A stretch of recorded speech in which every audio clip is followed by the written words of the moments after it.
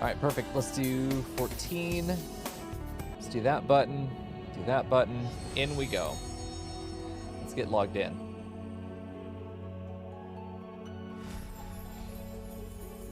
Oh. Hey, Perry. Good to see ya. Oh.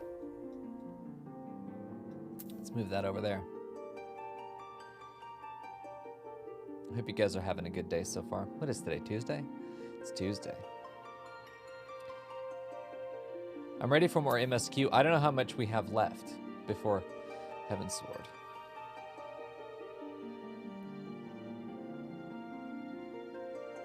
Yeah, world can't be full. The implications is that you have to wait in queue for a few seconds. There we go. Oh, yeah, I remember where we were. Okay, cool. We had just beaten Garuda, I'm pretty sure. The extreme version of Garuda. So, I think we are actually just pushing into MSQ again. We really don't have anything else to do. I have 15 quests left. Okay. Do I need to meow loudly at the pause point? Very likely. Are there any other quests I need to do? That's not just MSQ, but like other side stuff that I need to do to be ready for Heaven's Sword. Boop. Are those real bunny? They are. They real. Crystal Tower is the only required. Okay. Manderville Man. Ah, yeah, we'll have to do Manderville at some point. I've heard it's silly fun times. There we go. See, the music here is intense. Not used to the music being this intense outside of a fight. There's a blue mission in Ul'dah right outside the teleport you can grab. They're all right outside the teleport. That's why I don't pick them up. There's just too many of them. Okay. So we're going to talk to Harshifan. Harshifan. No, not him? Oh, somebody else. Pray tell. Who else would we have to talk to? Is it you? Nope, it's this way. Oh, it's you. Fucking Alpha, no. Oh, hello. That's a fern. There we go. Oh. Very nice. Yeah, I know the blue quests are important, but like all of them? Literally all of them? I keep asking this and people keep going yes, but I'm shocked.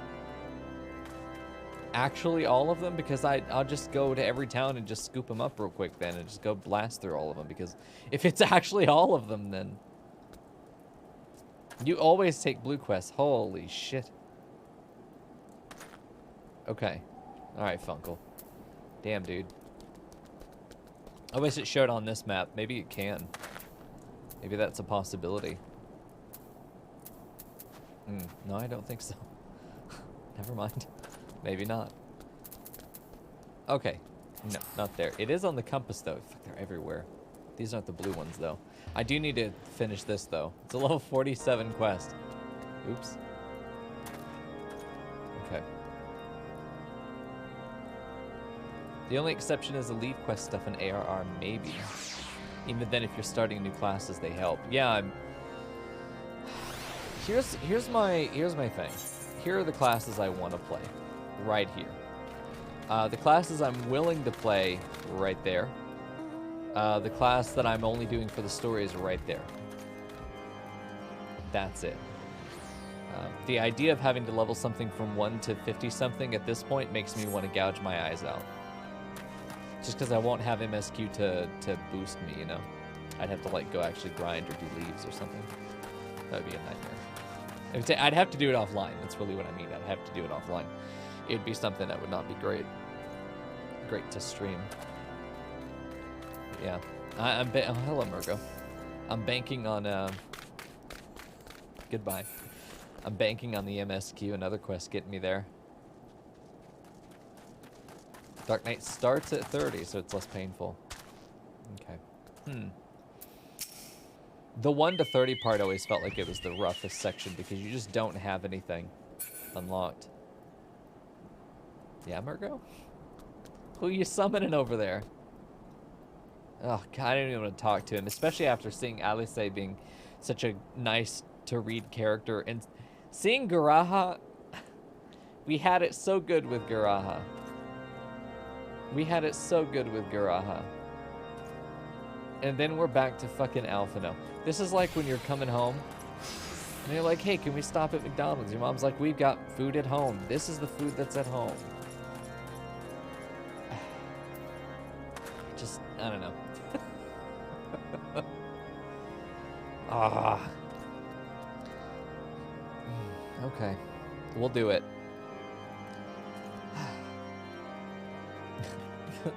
The Spriggan gives me life. I love him. I love him more than the duck, but only barely. Only barely. The duck is so good. Okay. Yeah, I might have to do, if I was going to do that, yeah, the roulettes probably would be with randos, though. I'd be doing it randos as a Dark Knight. I wouldn't want to tank with randos. I don't want to tank with my friends. I don't want to tank at all. You could do it with NPCs. I would tank for NPCs. It's the only thing I would tank for. It's the only thing I would tank for. I'd only be doing Dark Knight purely for the story. Where does the story end for Dark Knight? Like what level? Is it just 30 to 50, or is this like a 30 to 90 kind of scenario? No. A precious boy. 70? Oh no. Oh boy.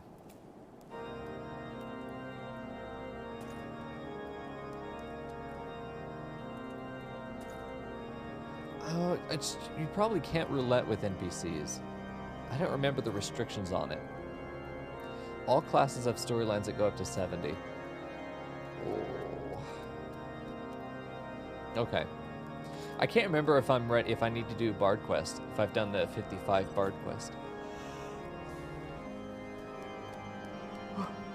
It begins. It begins. Oh. Hold on. Okay, we'll read Alphino here in a minute. I'm not worried about it. Have I done all the Bard quests up to 50? I think so. Dungeon XP so stupid high it won't matter really. Yeah, especially if I'm just able to like rush in tank. We'll see how good the AI let's see. We'll see how good the AI does with healing me if I go full Psycho Berserk mode like Mirko does. Yeah.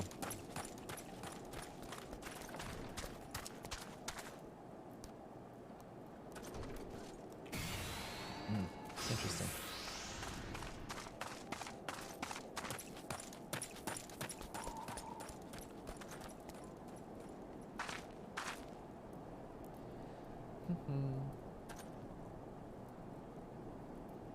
Yeah, okay, good. That all sounds good.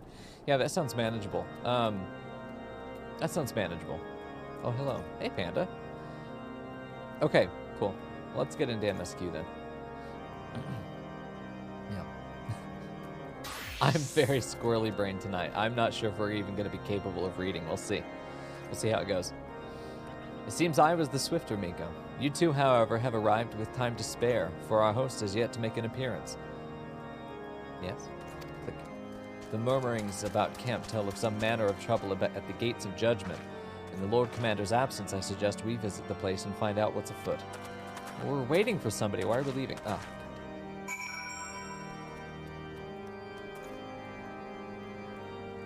Oh, cool, Funkle. Nice. You can do a catching up with minor NPCs that you saw along the way. That's nice. There's only, like, one guy that I really want to know about. No, two. There are two. I want to know about the Vinter Lalafell. I want to know what becomes of him. Blind boy. Hey, Frackle. And then the other one is that guy that we rescued in the forest. I can't remember, but we like brought him medicine or something. He was up in that hut. I can't remember. I want to know what happened to those two specifically.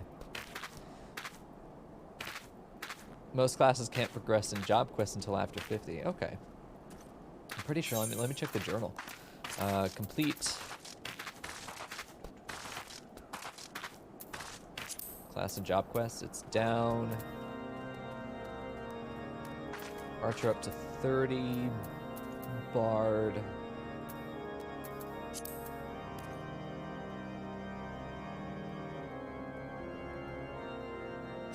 Okay, there we go.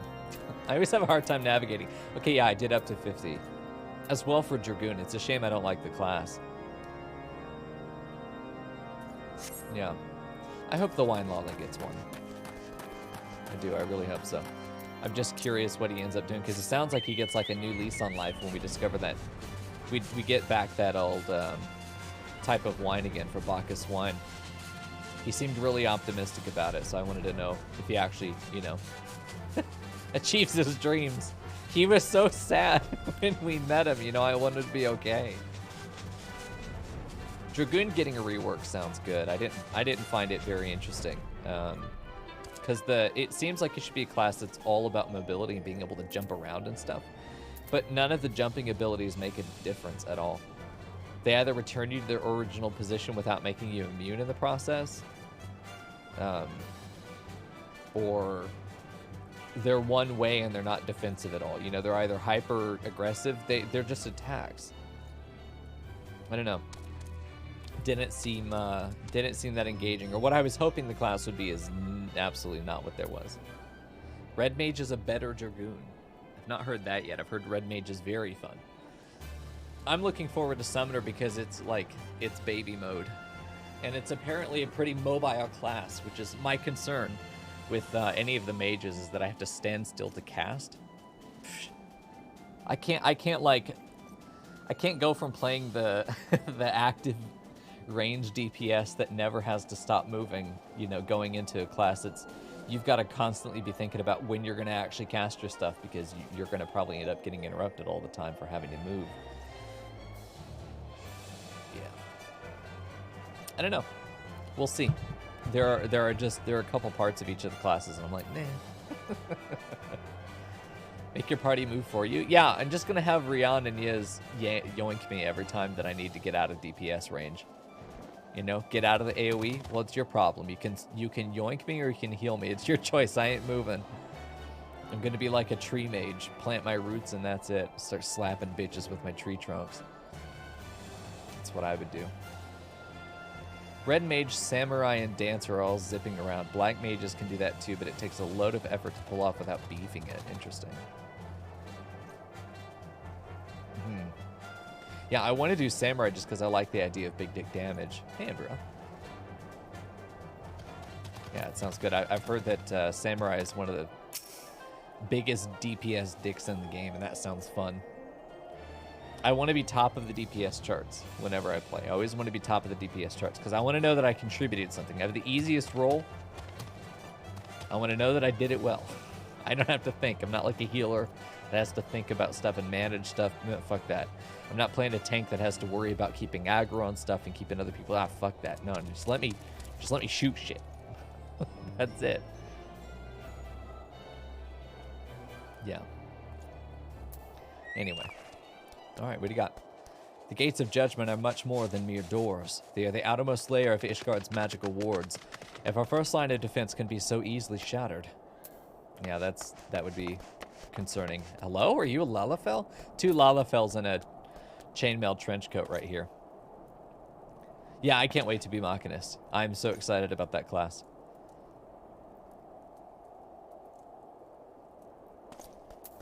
Interesting, Funkel. Yeah, any of the mages I have a lot of respect for. Any of the classes that have to be planted in order to attack, or they have complicated combos, complex combos like Ninja apparently does. Any of that stuff, I have a lot of respect for the players that can do that well, because I can't. No chance in hell. You guys have seen me doing difficult content and like struggling to do the bare minimum that I have to do. You add any additional complexity there and something else is going to have to just fall away. You know, I only have so much RAM, you know, I've got like 4 gigs of RAM in my head and that's it. You know, I can barely fucking run Minecraft.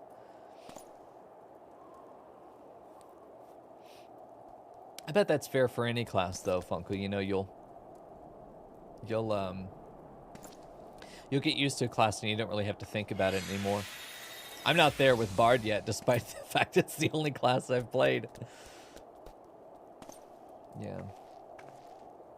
I imagine Dancer's going to have a bit of that muscle memory that's just going to be like, as far as I can tell, you basically only have one combo, though. You really only have one combo with Bard. It's just a matter of keeping up your dots when they go down and every now and then putting a song on. Apart from that, you know. Yeah, I looked at a combo guide that was like, here's your opening combo, here's your you know, what after your opening, you know, once you're fully engaged, you're going into your cycle, and then and it was fucking DDR to me. There we go.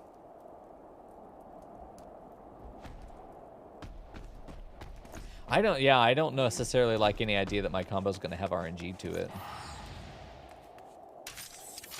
Oh no. Is that gonna be it? You want a touch of RNG in your combos? I don't. I want my combos to be consistent. I need simplicity. I need something that's easy to follow. Oh boy, we'll see what happens with Dancer. I'm only pulling Dancer literally for lore reasons. That's it. That's the only reason I'm doing Dancer. I'm doing Machinist because it sounds fun, but I'm doing Dancer purely because it's lore friendly to my character. Here we go. Let's see this. When I laid eyes upon Lady Ishgard, I felt the marrow freeze within my bones.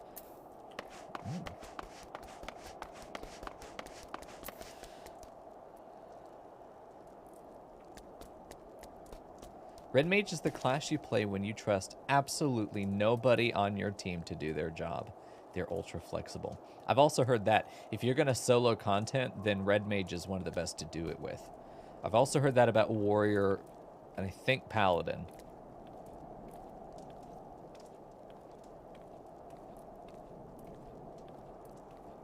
We'll see. It's all exciting, and then I have to go in and do it. I'm like, ugh.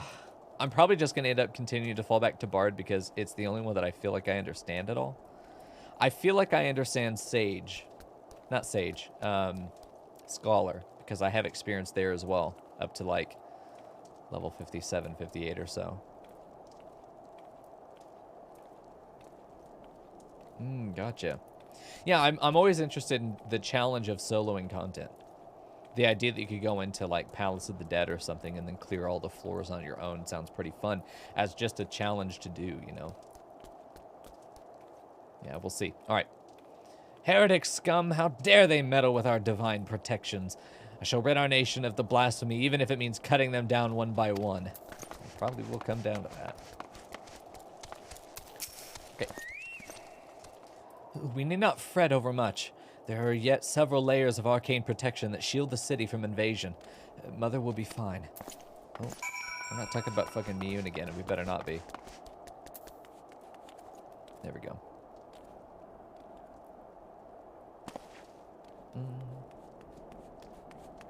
Perfect. Hello, Murgo.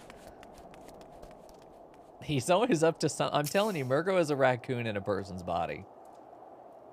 I mean, that's it. What's, Blue Mage, what is sub? Ninja? Ninja can solo anything? Really?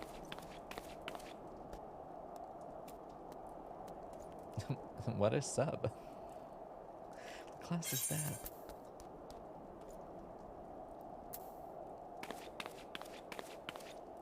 The fuck? There we go. What's Murgo up to? Crimes, I'm sure. Alright, come on, Alphino. It would seem the heretics struck the first and most telling blow against Ishgard. It's Final Fantasy XI. Okay, got it. Scions, we expected you at Camp Dragonhead. Yeah, again, why did we come here? We were supposed to be there.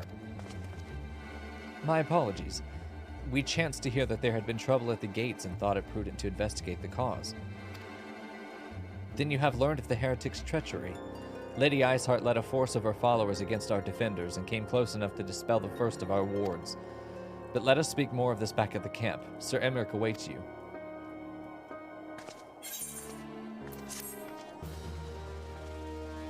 See, this is what I talk about with him being a pain in the ass. It's like he just I know we're sitting here waiting on somebody, but we're going to go somewhere else and then do something else instead. For no reason. And then she has to come over here like our handler to see what the fuck we're even doing so that we could go back and do our job. You know, this is silly. Alphino, you don't do this to people. Here we go. Lady Iceheart has grown bold indeed, as she would risk direct action against the city. Come, let us do as we were bid and return to Camp Dragonhead. Lord Harshafant will know where Sir Emmerich means to receive us.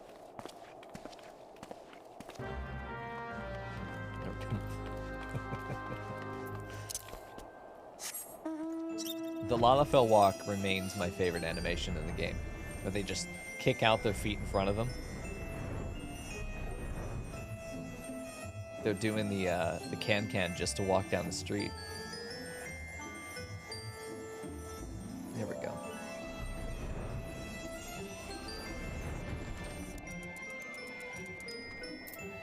He's so fast. It is reassuring indeed to behold the countenance of a friend when one's homeland teeters upon the very brink of disaster.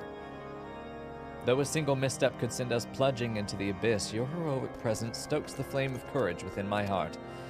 Ah, but you did not come to Dragonhead to listen to my prattling. The Lord Commander has arrived and would treat with you in the intercessory. I've always liked games that had role mixing. You can dual class. Because exploring those combinations and the theory crafting behind them is always so engaging. It's one reason, like in Path of Exile, when they released the Ascendancy classes, I was like, ah, shit, mix and match, nice. Specializing within a general class, and then you get another one under it is really nice. Greetings, sir. Shall I show you inside? Okay. Look how Emmerich is sitting. Okay.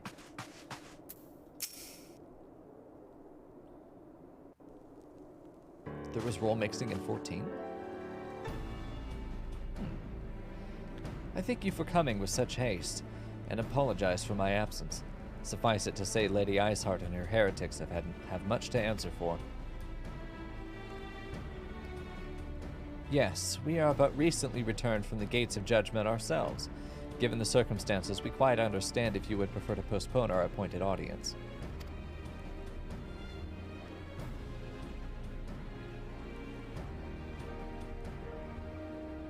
On the contrary, Master Alphino, I think it more important than ever that this meeting take place. Rest assured I shall return to my post on Ishgard's walls the moment our business is concluded. Before we move on to the subject of reinforcements, however, I would introduce you to a close friend and stalwart ally. I knew it! I knew this fucker wasn't dead, and I knew he'd probably fucked off to Ishgard as well. Okay, not surprised at all that Mr. Einstein is back. Not surprised at all. It was so abrupt, the end of the Lancer, or the Dragoon quest. It only made sense that we would see him again. And I'm so glad that we did that quest line, because now, ooh, nice cup. Because now this has more weight to me. This isn't an introduction, this is a reintroduction. We know who this fucker is. May I present you to Ishgard's Azure Dragoon. See, here's the thing. I am also Ishgard's Azure Dragoon. We know each other. We have crossed lances already. Yeah. You get extra dialogue too? God, I hope so. An impressive title, though I confess I know precious little of the Order of Dragoons. They are formidable warriors all. Yet even among such masters of the lance, Estinian is without equal. False. We've proven our equality. He, out of all the warriors of Ishgard, was chosen to wield the power of dragons, and may thus contend with any Dravanian. You flatter me overmuch, Lord Commander. If ever I was without equal, I am no longer. Ah, see. Respect. As my fellow Azure Dragoon here will attest. Be at ease, Mico. I did not come to challenge you this day. Yeah, that is a neat addition that he acknowledges us. Well, now that we have all been introduced, let us proceed to the matter at hand. I would share with you what we have learned of Iceheart's design, as confessed by the heretics taken captive after the assault on the gates. It would seem that Lady Iceheart and the Dravanians share a common goal, the reclamation of Nidhogg's stolen eye. Nidhogg, one of the 7 great worms. His name features prominently in your nation's history. Though once defeated by the hero of Haldroth, the beast is said to have terrorized Kurthus since Ishgard's founding. Aye, many are the scars our walls bear from Nidhogg's relentless efforts to raise the city. The trophy Haldroth plucked from the beast's bested worm's skull, known simply as the Eye, is a treasured relic of Ishgard, and one possessed of untold power. Should it ever be returned to Nidhogg, the dread creature would be restored to the height of its strength, and then no wall or ward we could erect would be stout enough to deny him. Oh, here we go. I was wondering when this dragon would show up. I'm very worried that his existence is going to be a big problem, but also the key to our survival here. That's how it's set up, that we're going to probably go through a phase of us being branded a heretic, because in every story that there is heretics, the protagonist has to become one at some point. That's just a rule, man. So it's interesting that we're going to have this little parrot on our shoulder. Paranormal little parrot on our shoulder. I'm curious how much of a bad guy he's going to turn out to be, because I don't know if he's also one of the 7 great worms. I don't know how much of this is we're going to be an arbiter to his rise to power again. We got to kill him again. I don't know how much of any of that's going to play out, but it's interesting that we have these pieces on the board. Yeah. My vengeful son hath waged war. Oh, my son. Oh, fuck off. God damn it, dude. Okay, so we're going to have to kill his son again. Yeah. We'll see. My vengeful son hath waged war against Ishgard for 1,000 years. No mortal mind could comprehend the depths of his rancor. The eye itself is secreted. The eye itself is secreted deep within the vault. It is kept under heavy guard, surrounded at all times by men and women who have proven their loyalty to the Holy See.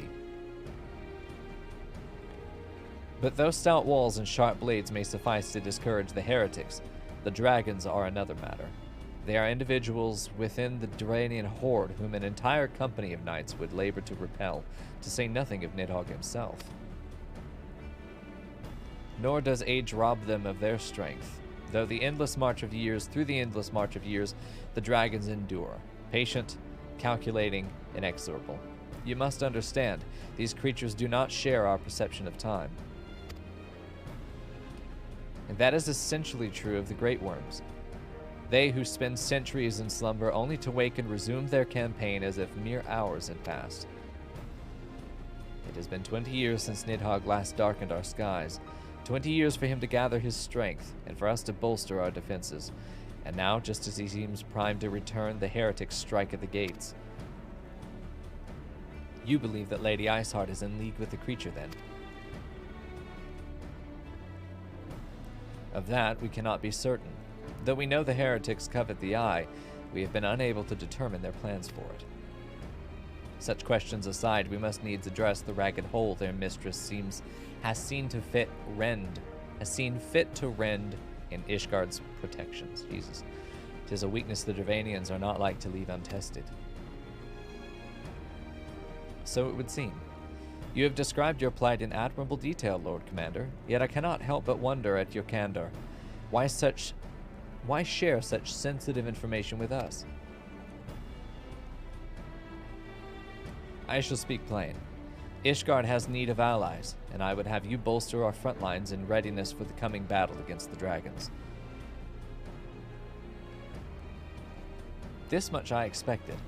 Unlike our arrangement concerning the Keeper of the Lake, however, only you stand to benefit from our assistance in this matter.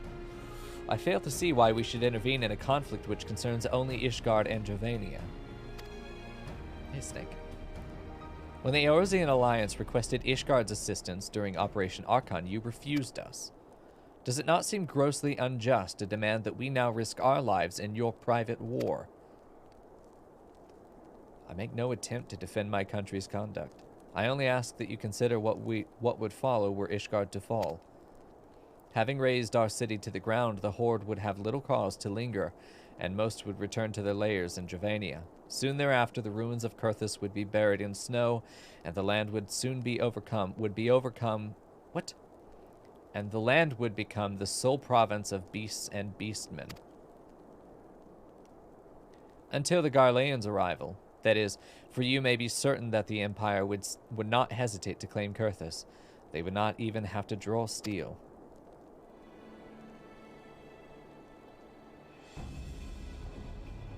An imperial province sharing a border with Mordona. 7 hells. You didn't see that as like the obvious outcome? Alphina, please. Very well. We will assist you in repelling the dragons. The roar of a great worm may have shaken the firmament, but we of Eorzea will not abandon our Ishgardian brothers to face a coming horde alone. He's just like instantly shot down by basic logic. He's like he's playing... I'm telling you, Alphino is the kind of kid who thinks he's really good at chess but has never really played anybody who knows the game at all. He'll sit there and be like, yes, I'm going to move my knight here, and then he just fucking loses 3 turns later, and he's like, I never saw that coming. And the other guy's like, how did you not see that coming? You know? It's exactly how he negotiates. Nor did I think you ever would. Now, upon the matter of the roar. Allow me, Sir Emmerich. All these cute boys in one room. It's a good time. Through the power of the Eye, I have become the vessel of Nidhogg's strength. His essence has stolen into my very blood. Fear not, I am in full control of my faculties. That's nice, that's a good change, because he wasn't last time. I'm in full control of my faculties, I assure you. And the Eye itself is of no relevance to this tale. It is not essential that I bear it with me wherever it is not essential that I bear it with me wheresoever I go. Its lingering influence does, however, allow me to hear Nidhogg's voice. Then the worm who roared was Nidhogg, aye. He means to hurl his horde against Danafin's collar and shatter the remaining wards that protect the city. There can be no doubt, the worm has summoned his minions to war.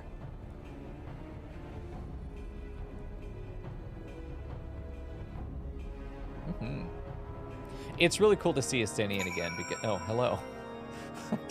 Didn't expect you to be right there, big boy. You know, we have history together, which is interesting. That's exactly how my character would greet him, too. All right. Interesting. Once again, seeing Alphino get absolutely trounced in basic diplomacy, despite calling himself the diplomat. I just cannot wait for him to be cut down to size. I mean... He's already there physically, but like his ego is up here, and that's the problem with him. He doesn't have the skills, the gravitas to match what he thinks he's capable of and is not capable of. He has a lot of people who are relying on his judgment where he's shown a real lack of ability as a leader. I hesitate to say he's better than Minfilia because she's just like lukewarm fucking soup. But at least she tries to be in it for someone else. He's in it for himself, and he's in it for the ego, and it's really frustrating to watch a character like this never get checked, and the few times that he does get checked, he's just like, whatever. Yeah. I liked Alphino because he was sassy, but now he's just fucking annoying. He's just kind of an arrogant little asshole. And I think he's written specifically to be seen that way. I don't think it's an accident. He's kind of detestable. It's like, it's not... yeah, at this point it's naive. Because before, he was just a kid who was helping, right?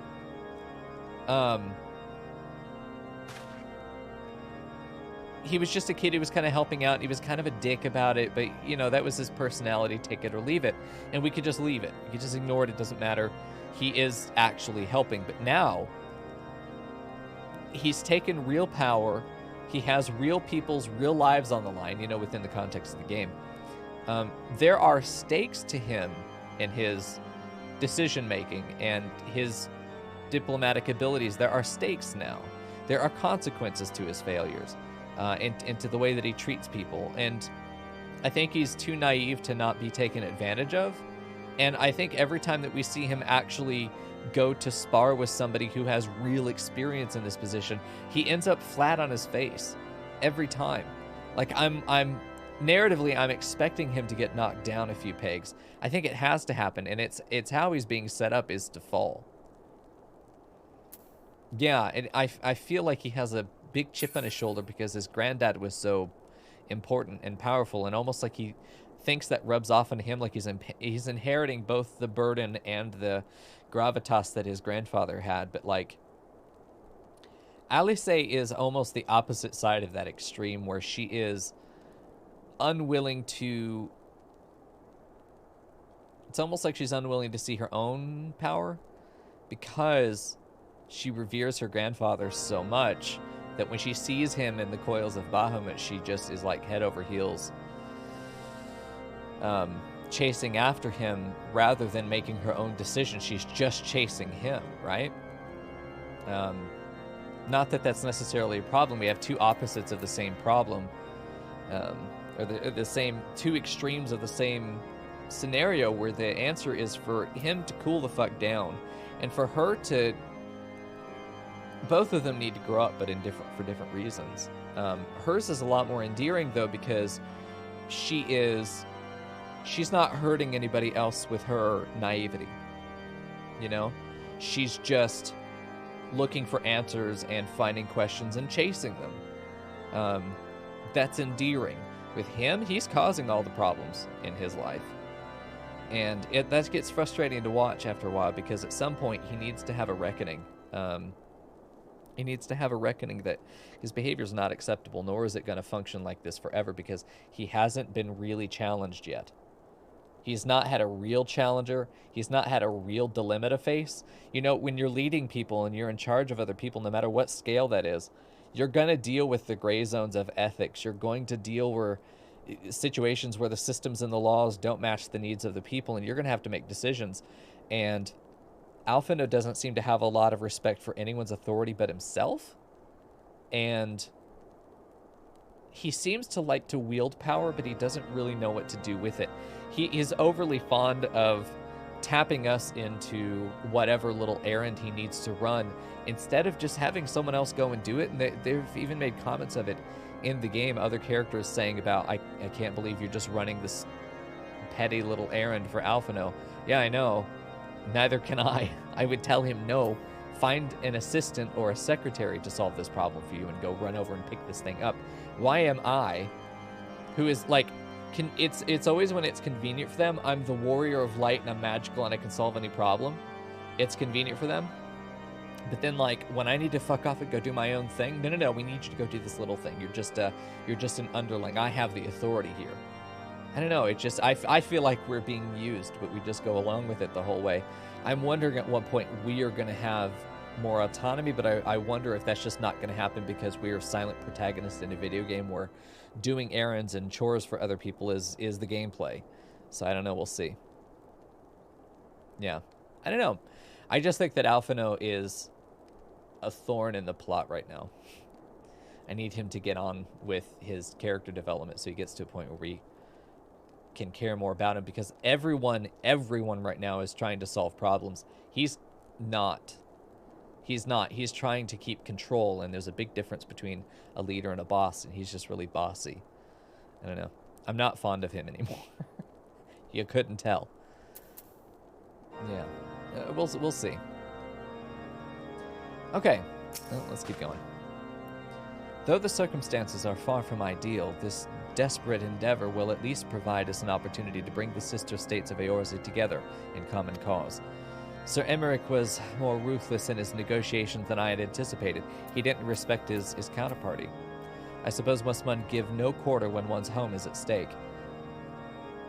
You just brought up a simple logical argument there. You don't have a choice because we're all in this together. Like, but did you see the look in his face when he formally requested our assistance?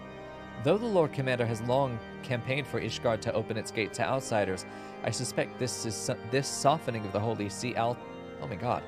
I suspect this softening of the Holy See's attitude towards foreign cooperation comes as something of a bittersweet victory.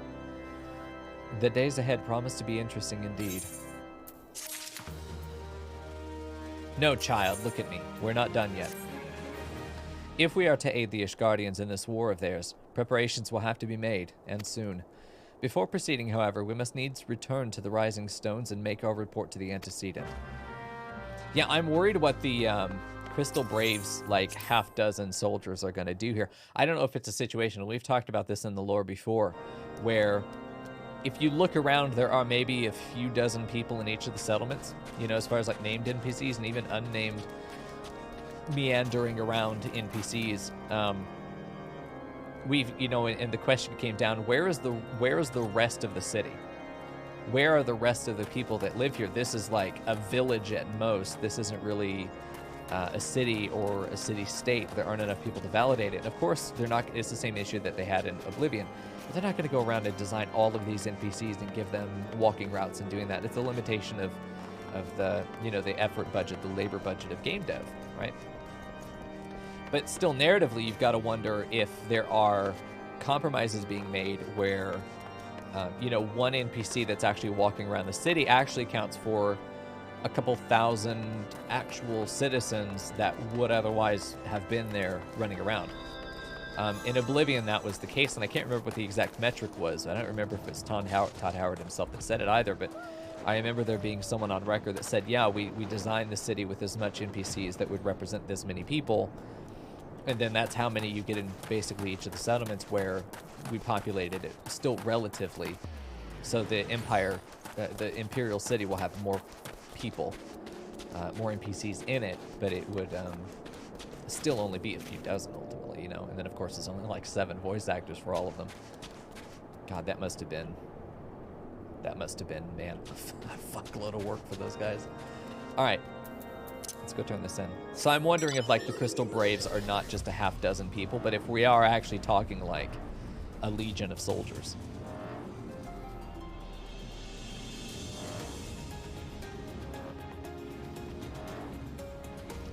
It's just always interesting to see where the you know, at some point the rubber meets the road and that there is a limitation to how many NPCs we could put in a game. So how many do we put in? You know, how much depth do we give each one of them? It's like you're allowed to have 2 parts of a triangle, right? There's always that one part that has to be left out. And that's just game devs having to negotiate within the resources. There's no problem there. It's certainly not a criticism, but I'm curious if within the narrative we're supposed to see the Crystal Braves as being this large group rather than this ragtag of like 7 people I asked this one time to come help maybe. Let's see. Meow? What meow? There's a... Oh, fuck. No, you're right. It's a different thing that I'm supposed to... Right? Oh shit, I'm supposed to go under the Rising Stones. What is this then? Blood for Stone. The fuck? What? Oh, I see. Yeah, super fucking meow. What am I doing? There we go. I just saw quest marker and off I went.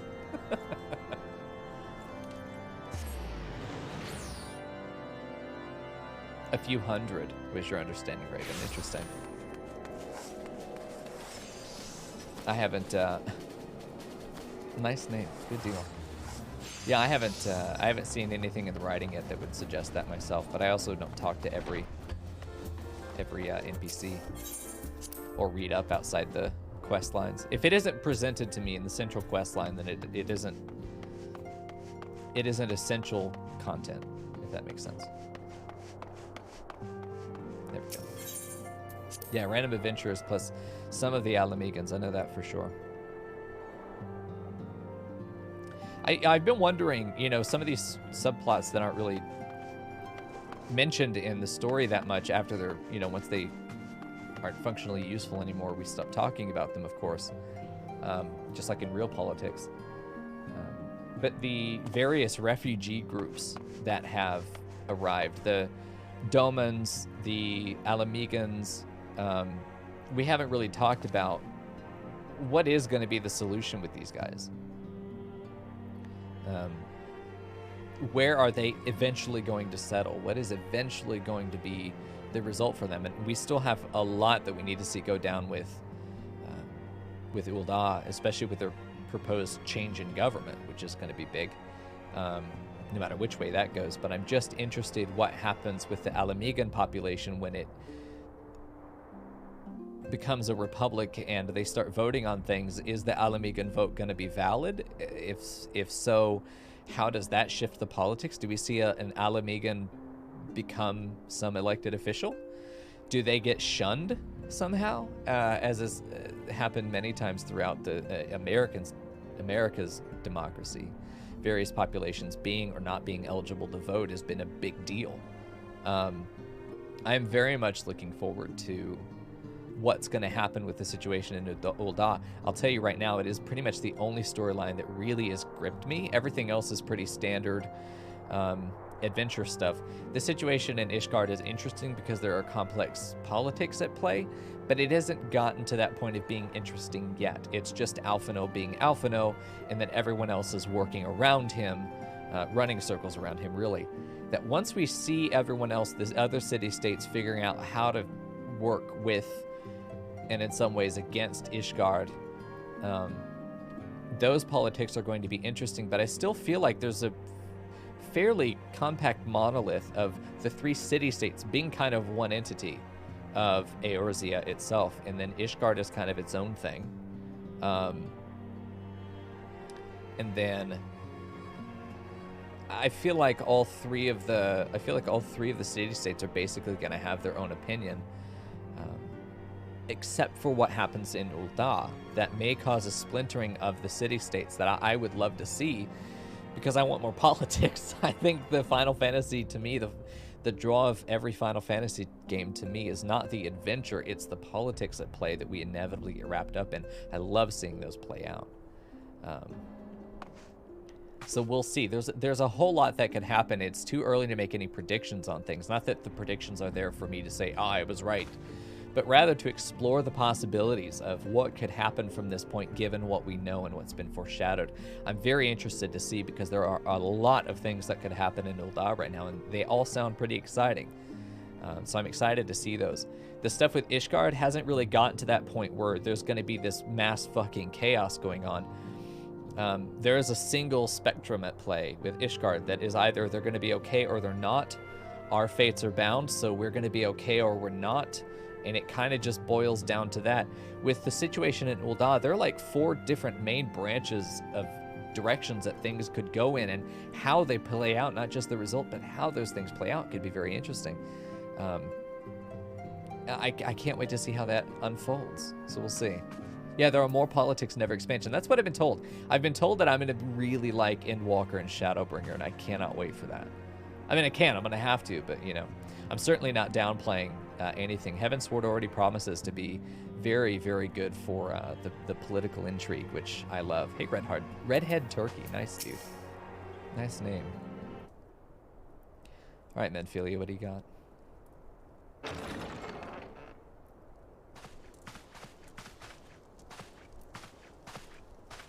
He always comes in late. It is good to see you. Tell me, what have you learned? Pray summon the others. Everyone must hear my report.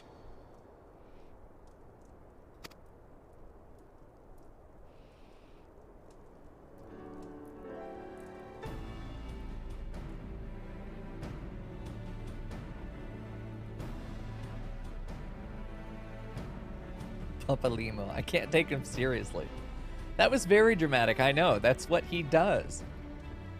So this was all but a taste of what's to come. Like, okay, last thing I'll say, because I know I'm harping on it a lot. I'll give it a break. But this is an exact case scenario of what I'm talking about with Alphino being too big for his britches. He says we're coming here to deliver a report to the antecedent. And then he says, I'm going to deliver it to everybody. He usurps her authority to decide what in that report needs to be shared with whom, and when to do that, and whether any preparation needs to be made before we do. He's just like, no, I'm going to drop a bombshell. Fuck you, Menphilia. Like, come on. Come on. Indeed, the main host advances upon Ishgard as we speak. Whose vaunted defenses have been nullified. Every time Papalimo does voice acting, you cannot yell at me about the gremlin voice for all LFL because it is canonical. Shorn of its wards, the city will bear the full force of Nidhogg's fury. Yes. All those people. I imagine from this point, I think to be a satisfying, well-rounded story, right? Because we're assessing the meta of the narrative, that we should expect certain things to happen. Within the world, within the situation that's happening right now between these characters, they don't know metas of narratives. They don't know plot structure. They're looking at this as an unfolding situation in real time that they have very limited information about, and fucking anything could happen. But we, the audience, have a different perspective. And often it leads to dramatic irony where we know more than they do because we can make predictions based on conventions in storytelling, right? We should expect that things will get as extremely bad as they possibly can before we rescue everything from the jaws of failure. This is why we keep talking about it. If you ever talk about we've got to stop them from summoning the big boss, we're like, oh fuck, they're not going to take a boss away from us, right? We know we're going to have a boss fight. Do I think that we're going to fight Nidhogg? I have questions about that, and here's why. I completed the Lancer quest line. I don't remember why. I don't remember if it was suggested that I do it, or if it was just like, oh, I want a second class, and floor tank sounds like fun because I was doing meme classes, so we did it. I don't remember which one, but we were talking a lot about the Eye of Nidhogg. Now there's the second one that we have, and we're both Azure Dragoons, us and Einstein, and how it's interesting about how we are sort of bound by that fate to fight Nidhogg again. But that was part of the Dragoon quest line. So what does the Dragoon questline get to focus on if not fighting Nidhogg again? That was the central focus of it, right? And then the main questline now, talking about fighting Nidhogg, like there are 2 Royal Rumbles versus Nidhogg, and it can only show up to 1, right? So there's an interesting question that's raised by the main questline talking about some of the same bullet points. And this is another reason that people were, now it makes a lot more sense, people were talking about, and I sensed it at the time too, that of all the job quests that I had done, which isn't that many, but of the job quest lines that I had done, the Lancer quest line, very standard. Dragoon quest line, however, the Dragoon quest line was like by and far much more developed than the others. Just like my dick, there was so much more to it than I initially expected. And the girth was absolutely unbelievable. Just how much more development there was. There was so much more to chew through than I was ready for. And it felt almost like the Dragoon questline was meant to be part of a main quest that got cut. I remember someone saying that. And then, yeah, and I'm just really interested to see how these things are going to stay separate but still talk about the same stuff. So I'm excited to see how this is going to pan out. But I still think that Midgard-Solmer is going to be central to the Ishgardian conflict. I personally, I hope that Midgard-Solmer is gone by the end of 2.55. I want him gone. I hate, and this is personal, I hate characters that just kind of linger over a shoulder and just kind of parrot some expositional bullshit every now and then, make a comment and then fuck off. I wish they'd just fuck off permanently. They're obnoxious. So we'll see. I don't know. There are a lot of chips on the table, and I'm hoping they go in certain directions. And this is part of the literary analysis. Is we have to get to these points where they're talking about something and they're not talking about it because they need dialogue. In good writing, they're talking about this because they are talking to us. The whole point of a story is that they are conveying information to us, and we are then invited to predict and think about the consequences of what we're seeing here. That is the point of storytelling. That's why stories are engaging to people that enjoy reading. They like the chase that goes on between the author and the reader. There's a conversation happening between the two through the medium of storytelling, right? So in this moment, the reason I paused here is that we're talking about the potential consequences of if this goes wrong. For us, the reader, we shouldn't be saying if things go wrong. We're saying when things go wrong, how bad will it be? Not could it be, will it be? these are all things that are foreshadowing something we should expect to happen as a consequence of us not quite stopping the bad guy in time, but then also saving him just in the nick of time. We're almost certainly going to see all of the palings fall. We're almost certainly going to see Ishgard itself pushed to the point of peril. I'm expecting to see attempts at mass evacuation fail because inside the city is safer than outside the city. So you end up having all these civilians, probably all these people, ending up being casualties in the war against the Dravanians. I am expecting to see, like, Attack on Titan tier failures of walls and shit flooding into the city. I'm expecting mass destruction of the Ishgardian settlement in various levels. I'm expecting it. We will ultimately win, but the question is how much will be lost in the process. There'll be nameless red shirts, all of them. Like, unless we have a couple named characters die for the cause, I am very much expecting that we're going to see a lot of carnage with people dying. Not directly, but like we're going to see an explosion somewhere behind a wall and we'll be like, oh shit, we know like 2,000 or 3,000 people just died. We'll know, right? Because the stakes have to be raised. The stakes have to be raised. So things have to become more extreme than they were before. We have already talked about the complete desolate destruction of an entire city-state being threatened several times. Every time one of the what are they called? Primals is summoned, it's always about we have to save these people. We have to save, if this thing is summoned, it's going to threaten the very existence of Eorzea. You know, we've already gotten to that level of Eorzea is threatened. Eorzea is threatened. Everyone's going to die. Everyone's going to die. We have to elevate it past that point with not just Eorzea, but now Eorzea and all of the people of Ishgard. So this is a challenge that happens with like long-term narratives, is that it can be difficult to escalate the tension. This is a problem that happens with like serial animes. Think of every saga in Dragon Ball Z somehow has to be bigger scale than the previous one. And after some point you're looking at it going, well, that's just kind of ridiculous at some point. Narratively, it's important that you don't raise your stakes too quickly, and you also can't undermine your stakes. I talk a lot about the death as cheap trope. A character dies and then comes back again. That defeats all your stakes because death should be the ultimate. It should be the ultimate stake. Death is the ultimate final. That's it. If you have a character you love die, like Moonbrita,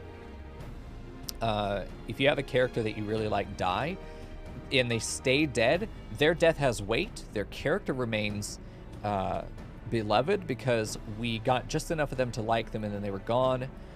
They didn't sour. They didn't overstay their welcome in the narrative. If Moonbrita comes back, I will no longer like her. I will no longer like her. She needs to die. Or overcook them, yes. There need to have stakes that keep us caring. Like, oh shit, this is somehow more dire than it was before.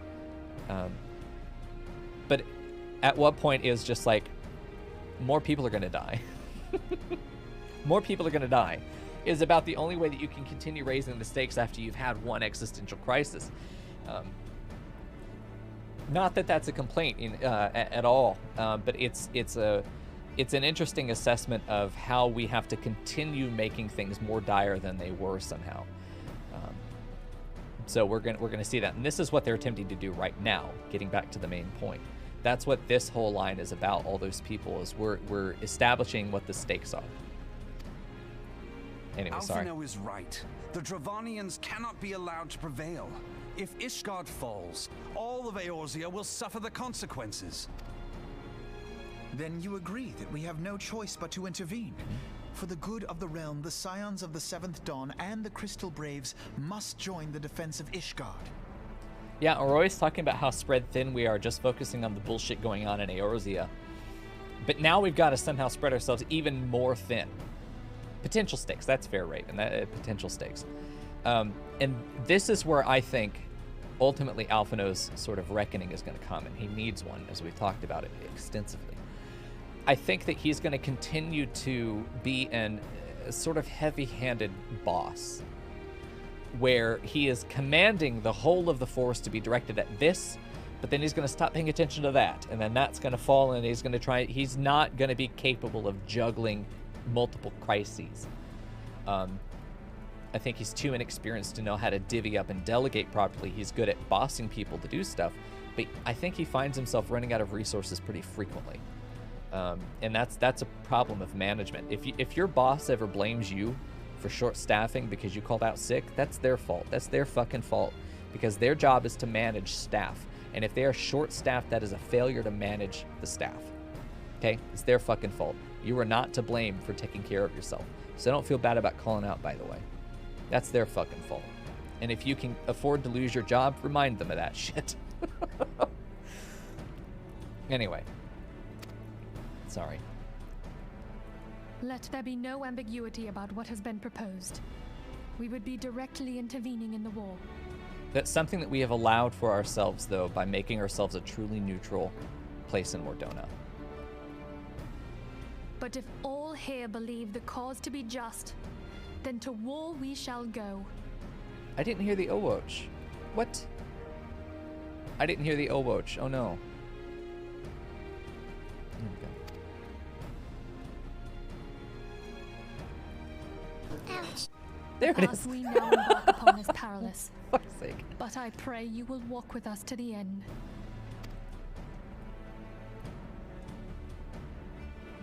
For those we have lost, for those we can yet save.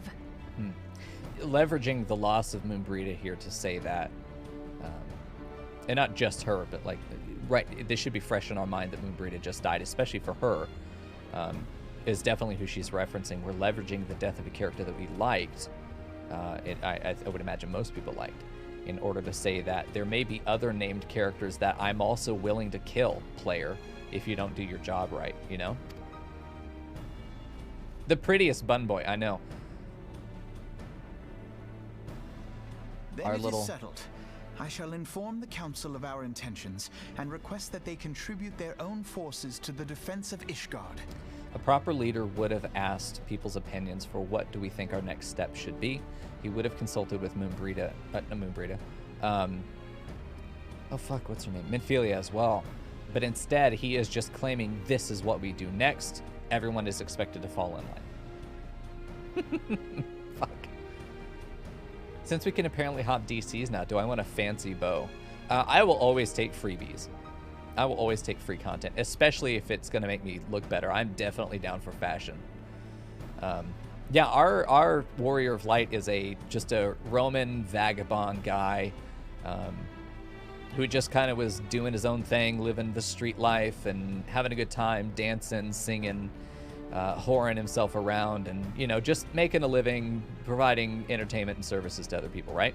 And then the cataclysm happens, and, well, you know, he's got to find somewhere else to go. And so he ended up accidentally becoming the Warrior of Light, and literally only reason he stuck with it was because it paid better than anything else.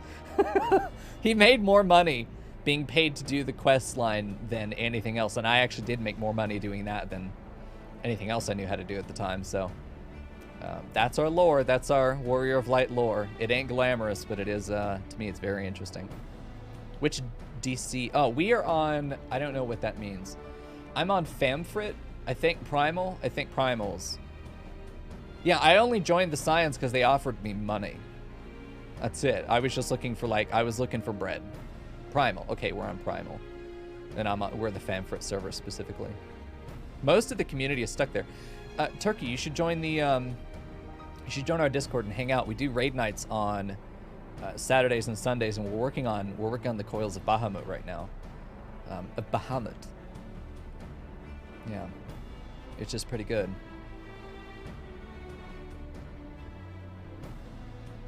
Yeah. Anyway.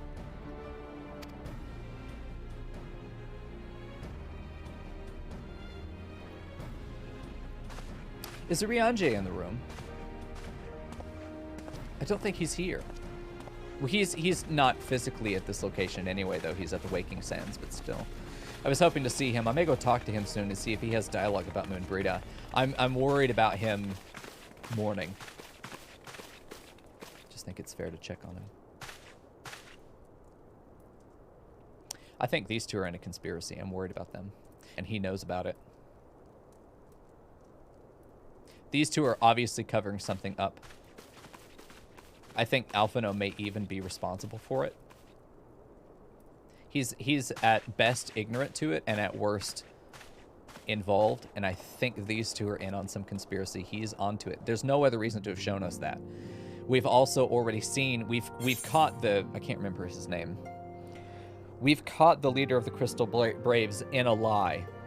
We caught him in a lie. He's clearly lying to us. And the only person who corroborated that lie was that specific Lalafell, and I can't remember his name. And the only person, apart from literally me, not even Bun Boy, but me, who noticed the discrepancy in the lie, is Blonde Boy there. And so I'm wondering how much of the corruption is going to be the downfall of Alphino. What I'm hoping is happening is that he is just ignorant to it, or defies reason and logic and says, no, there's no corruption in the Crystal Braves. We are immune to corruption, and therefore allows it to fester, and then it eats the Crystal Braves from inside. I'm not sure. What I'm really hoping happens is that the Crystal Braves fail because of Alphino's failure to lead effectively. It would be fitting for his character as he's written, and it would be fitting for the fate of the Crystal Braves as a meddling force that is outside and somehow above the Scions, who are the better led and better organized and better respected group. That's what I'm expecting to happen, you know. And I don't know. Nothing has been spoiled for me, thankfully. So, even if it was, it doesn't necessarily change things. The way that predictive analysis works is that, again, we're not looking at saying, oh, I was right the whole way. We're looking at the foreshadowing. We're looking at character development. We're looking at plot structure. We're looking at all these things and seeing if we can plan out the avenues that the story could go from this point. Knowing that every piece of information is a clue to something that we're supposed to discover later, right? So making these predictions is more about what way would I expect the story to go from this point based on what we're seeing. And I don't know how it has to happen, but I've been pretty clear that at some point Alphino has to be humbled. And we're going to feel so fucking good about it. Or maybe we won't. You know, it could always happen that we're sort of, I'll speak for myself. I'm sort of cheering for Alphino to fall on his face in the mud and become very miserable. A bit of Schadenfreude. But at the same time, wishing unwell on a character can often become the irony of it, where there's a character that you're deliberately meant not to like. And you want to see them fall, but sometimes the fall is far more dire and costly than you were asking for. You were asking for them to be humbled, not fucking maimed, right? And there could be some permanent damage done to Alphino. There could be something that's more than we bargained for as the audience wishing him unwell. At the same time, I don't suspect that Final Fantasy would be that mean to a character that is that young. I don't know. Final Fantasy XII did over some teenagers pretty fucking dirty, so I don't know. There we go. We'll see. Oh, you spoiled yourself for a certain moment in Heavensward with fanfic? Oh no. We need a command for that clip? Oh, absolutely we do. That was so good. It was so good. Oh, fantastic.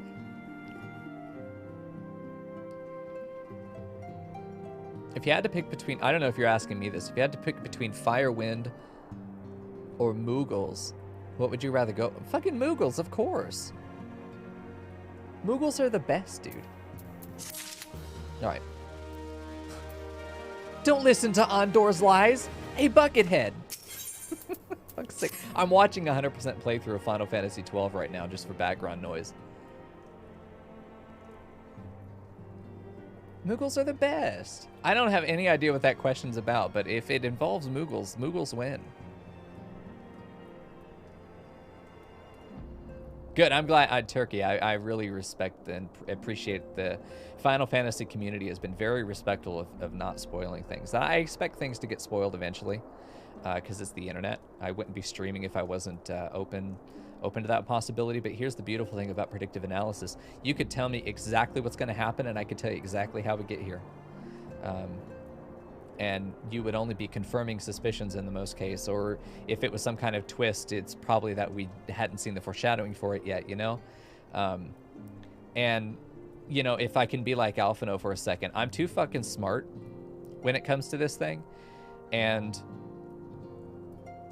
any information you give me is going to be used to make predictions in the plot. If you tell me, not that you can't do this, but to give you an example, if you tell me that a character's a good boy, or that you like a character, I know instantly they are always likable. They're always, they're usually going to be a good character that tries to do good things. They're usually going to be on the right side of the situation, or they're going to be, what's the word? Not justified. They're going to be relatable. That is what that tells me, that character is going to be relatable, which often means that they in their behavior or their dialogue or something about their actions, they're going to align themselves with what the audience wants. That tells me something. It doesn't tell me that they're going to live or die. It may hint that the most beloved characters are the ones that we have the strongest emotional attachment to, which is often amplified by good characters dying, because we then remember them more fondly for the little bit that we did have them. Characters that we like and overstay their welcome are always there tend to get taken for granted by audiences. So your favorite characters are often on the hit list themselves. So anything you say will be used as information because it has implications. If you understand the meta narrative well enough, if you understand, you know, player psychology well enough, you know, so, you know, I'm going to use all that information against you. Yeah. Yeah. Part of me wants to still play 12 again, but I also want to play 5 million other games, yeah.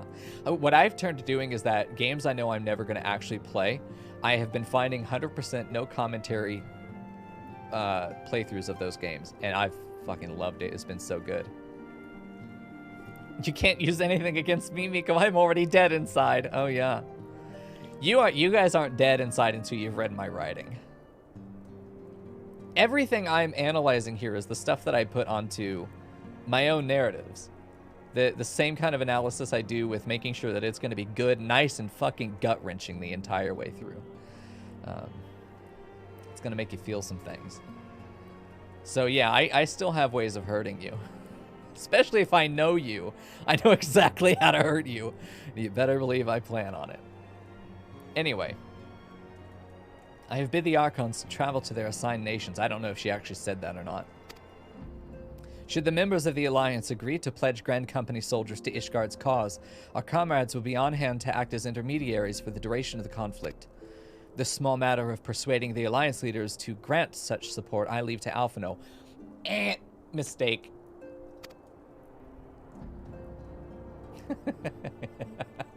Yep, Sam and Jonathan, 2 characters, man. 2 good characters there. For you, my friend, a different task awaits. I would have you reach out to your fellow adventurers and gather what allies you may for the coming siege. I would also have you consider the matter of your own security. Revenant's Toll is but a short flight from the snowfields of Kurthus. It is not unimaginable that the fighting may spill across the border. Pray brief Slafbjorn on the brewing conflict and discuss potential contingencies.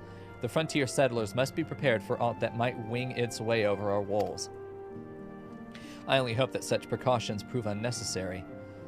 Before you leave, might I suggest that you have Tataru accompany you? Of course! Pick her up by the scruff of her neck, just the collar of her shirt, and just drag her around. Absolutely. Just hold her like this, like you caught a big fish.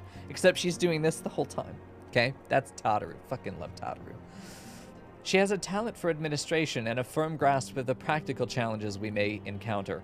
If Tataru dies, I'm stopping. I will never play this game again. Okay? I'm just telling you now. If Tataru dies, I'm done. I can only be hurt so much.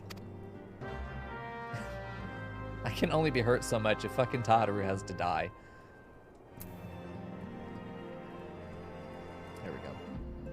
Yeah, I would love to see videos and stuff of old content that got cut because it's stuff that I'll never see, and I would still love to do, like, analysis of those moments or just fucking reaction content. YouTube loves that shit.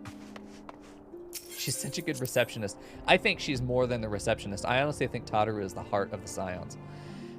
You can't not love her. She is sincere. She is dutiful. She is protect us.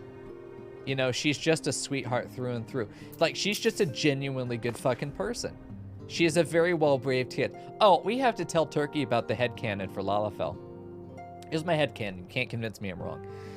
All Lalafell are literal children, actual children. They're baby Elizin who have not become long boys yet, okay? And everyone in Eorzea is giving them little roleplay jobs to do. And we dress them up, we give them little stations, and we treat them as if they were adults. And then we just go along with whatever they say. They're just role-playing children. And even when they die, they're just playing dead. Everyone allows them to get up and walk off the battlefield and be okay. But Tataru is especially fun because her desired roleplay is just being like a sweetheart receptionist to the Scions of the Seventh Dawn, you know? Even the Venter Lalafell that I'm so fond of, he may actually be blind. He's put it into his role play. Like, he's got a reason that he went blind. He may not actually be blind. He may just be role playing a blind guy, you know? And everyone just goes along with it in Eorzea. I love it.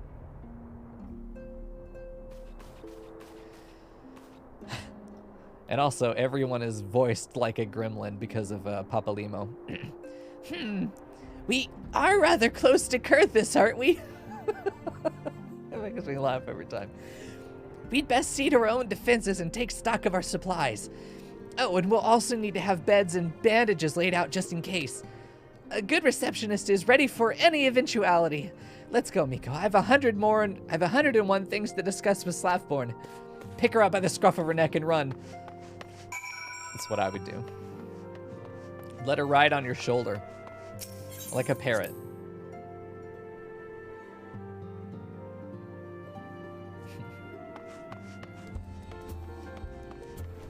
There we go. Oh, dude. Nice panda. They should make a statue of you and do another one on the other side. That'd be cool as hell, man. All right. I appreciate the warning. If war is coming to Kurthus, then Toll must be made ready. I'll increase the number of patrols and lookouts immediately. I'll also see about finding room for any infirmary. As well as temporary housing for victims of the conflict. Ishgard has done well by us in the past, and I would return the favor. But as for rounding up volunteers for the fighting itself, I'm afraid I must disappoint you. I will not send my fellow guild members to die on Ishgardian soil, and I am certain headquarters will say the same. There will be no official Adventurers Guild presence at this siege. That said, every adventurer is of course free to do as he or she will. I shall have word with some of my more capable colleagues on your behalf, and you might try your luck here on Revenant's Toll. I dare say there are a few stout souls about town who will answer to your call of arms. Wait a minute. Panda? Oh, Tataru. The quest marker was over Panda for a second. Leandra, I'm pretty convinced that if dropped from great height, Lalafell would bounce. Yes. Let's get started, shall we? We have a town to rouse. Off she goes, ready to inspire people to literally die for her. And you know what? I'd be first on that list. Of course I won't die, I've got plot armor, but I'd still be on that list. Other people are welcome to actually die for her. Are we going to see the whisking Lalafell? I accidentally went and flew up into the cubby up there, where there's a Lalafell whisking an empty bowl of air, which remains as the #1 piece of evidence to say that my headcanon is absolutely correct. I'm going to check this room, though, just in case. Aha. I knew it. I was going to go upstairs. Angular Adventurer. Ah, yes. Adult Lalafell. Volunteer my services in the defense of Ishgard? I think not. Dragons claimed the lives of every one of my brothers. Do not mean to offer them mine. 'Twas to escape such a fate that I took up the mantle of adventurer in the first place. I would sooner die in the pursuit of fortune than huddled behind an icy wall. He's not wrong. Fucking Rian. Rian absolutely brought down to his knees, shaking and crying and beating the ground every time he thinks about that air whiskey, Lalafell. Which is understandable. There are no greater crimes in Eorzea, to be fair. What are you gonna do, hand her a knife? Like, come on. You ever brought a child into the kitchen? You give them a nonsense bullshit job to do. Prepares them for the real world, working in corporate. Also keeps them out of trouble. So Ishgard seeks sellswords to bolster its ranks, eh? Though I'm not sure I like the sound of this siege, these nobles will surely be generous with their rewards. Who you? Are you cute? Eh. Ah, but I have pledged myself to guard Revenant's toll. Modest work though it is, I am loath to break my terms of my contract. What to do? What to do? You've got a fucking stick on your back, bro. You're not breaking anything but your branch. Hey, Neo Valiant. Good to see you, man. How you doing? Wait a minute. Oh, fuck. Oh, can I? Oh, yeah, never mind. I can fly. Is making an invisibility potion. I'll take that as a canonical answer. Do those exist in the game? Can you get invisibility potions? Sell me blade to the Ishgardians. Oh, them dragons are a fearsome lot, but I'd slay my fair share if the coin was good. I've worked for one of them stinking knights before, you know. Watched me like a bloody hawk he did. Still, I'd put up with worse for that for a heavy purse. My man, I've done some dirty fucking deeds myself for a little money. Trails of Cold Steel 3. I have seen that in the store, the Steam store, and I've not really looked into that. What kind of game is that? I had heard that, okay, the little bit that I know about that game is it's kind of got a visual novel element to it, which is to say, like, basically any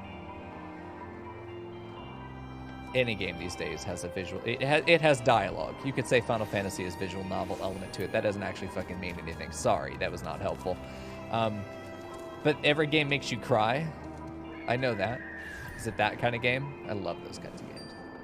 One thing I want to do for YouTube eventually is I want to get visual novels and other like narrative-heavy games and do narrative analysis of them as I play them first time through. I usually make decisions based on that, but some visual novels are kind of assholes. Hello. How are you? Come to pay your respects. It's 150 gil for me to sit on your face for 30 minutes. Oh, shit. I see. Oh, this is Raven. There we go. It has so many Japanese tropes. Oh, I'm not a fake. Oh, there we go. Sorry, I didn't click yes. Thank you, friend. What have you handed me? I've been handed some things. Thank you very much, Raven. Oh, Jesus. Don't be jealous, Murgo. There's plenty enough ass for everybody. Goodbye, Santa. Okay, let me check my armory. I believe I've just been handed a bow. Oh, my God. My armory looks like a... Oh, God. Oh, God. Oh, no. I've never looked at this. I've gone through the entire game so far, never once touching my armory. A trident. Mithrite trident. It's a shame I don't really play Lancer. That shit looks cool. Mischievous Moogle Mogbow. Is this actually better than the one I'm using? If it's cuter, I'm gonna have it. Let's look. Oh, yes. Now that's some fashion right there. I still detest no bulge and no ass. I'm very sad. Your delivery has been made. It wasn't Raven. Thank you, Funko. I appreciate that, brother. It's just glamour? Oh, hell yeah.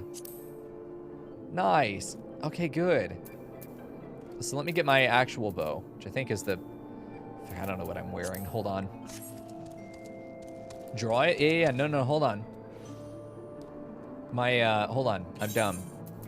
I'm doing my bow cast glamour. The mischievous Moggle Mogbow. Yeah. You had a spare foil lying around, so you gave me that too. Nice. Okay, I may have fucked up, but that's what... Oh, yeah. Beautiful. Having killed the EX version of Good King Mugomog the 12th, may his soul rest in the great heavens.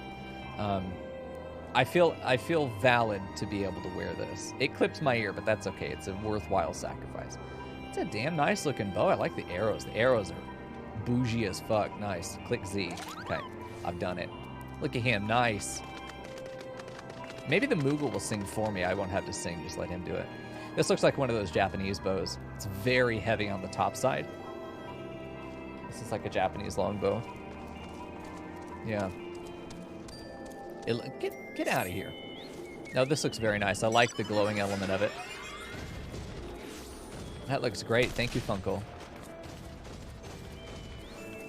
It's one of the only weapons with a sound effect? Oh, wonderful. It Koopos when you draw it. Oh, yeah, I like it.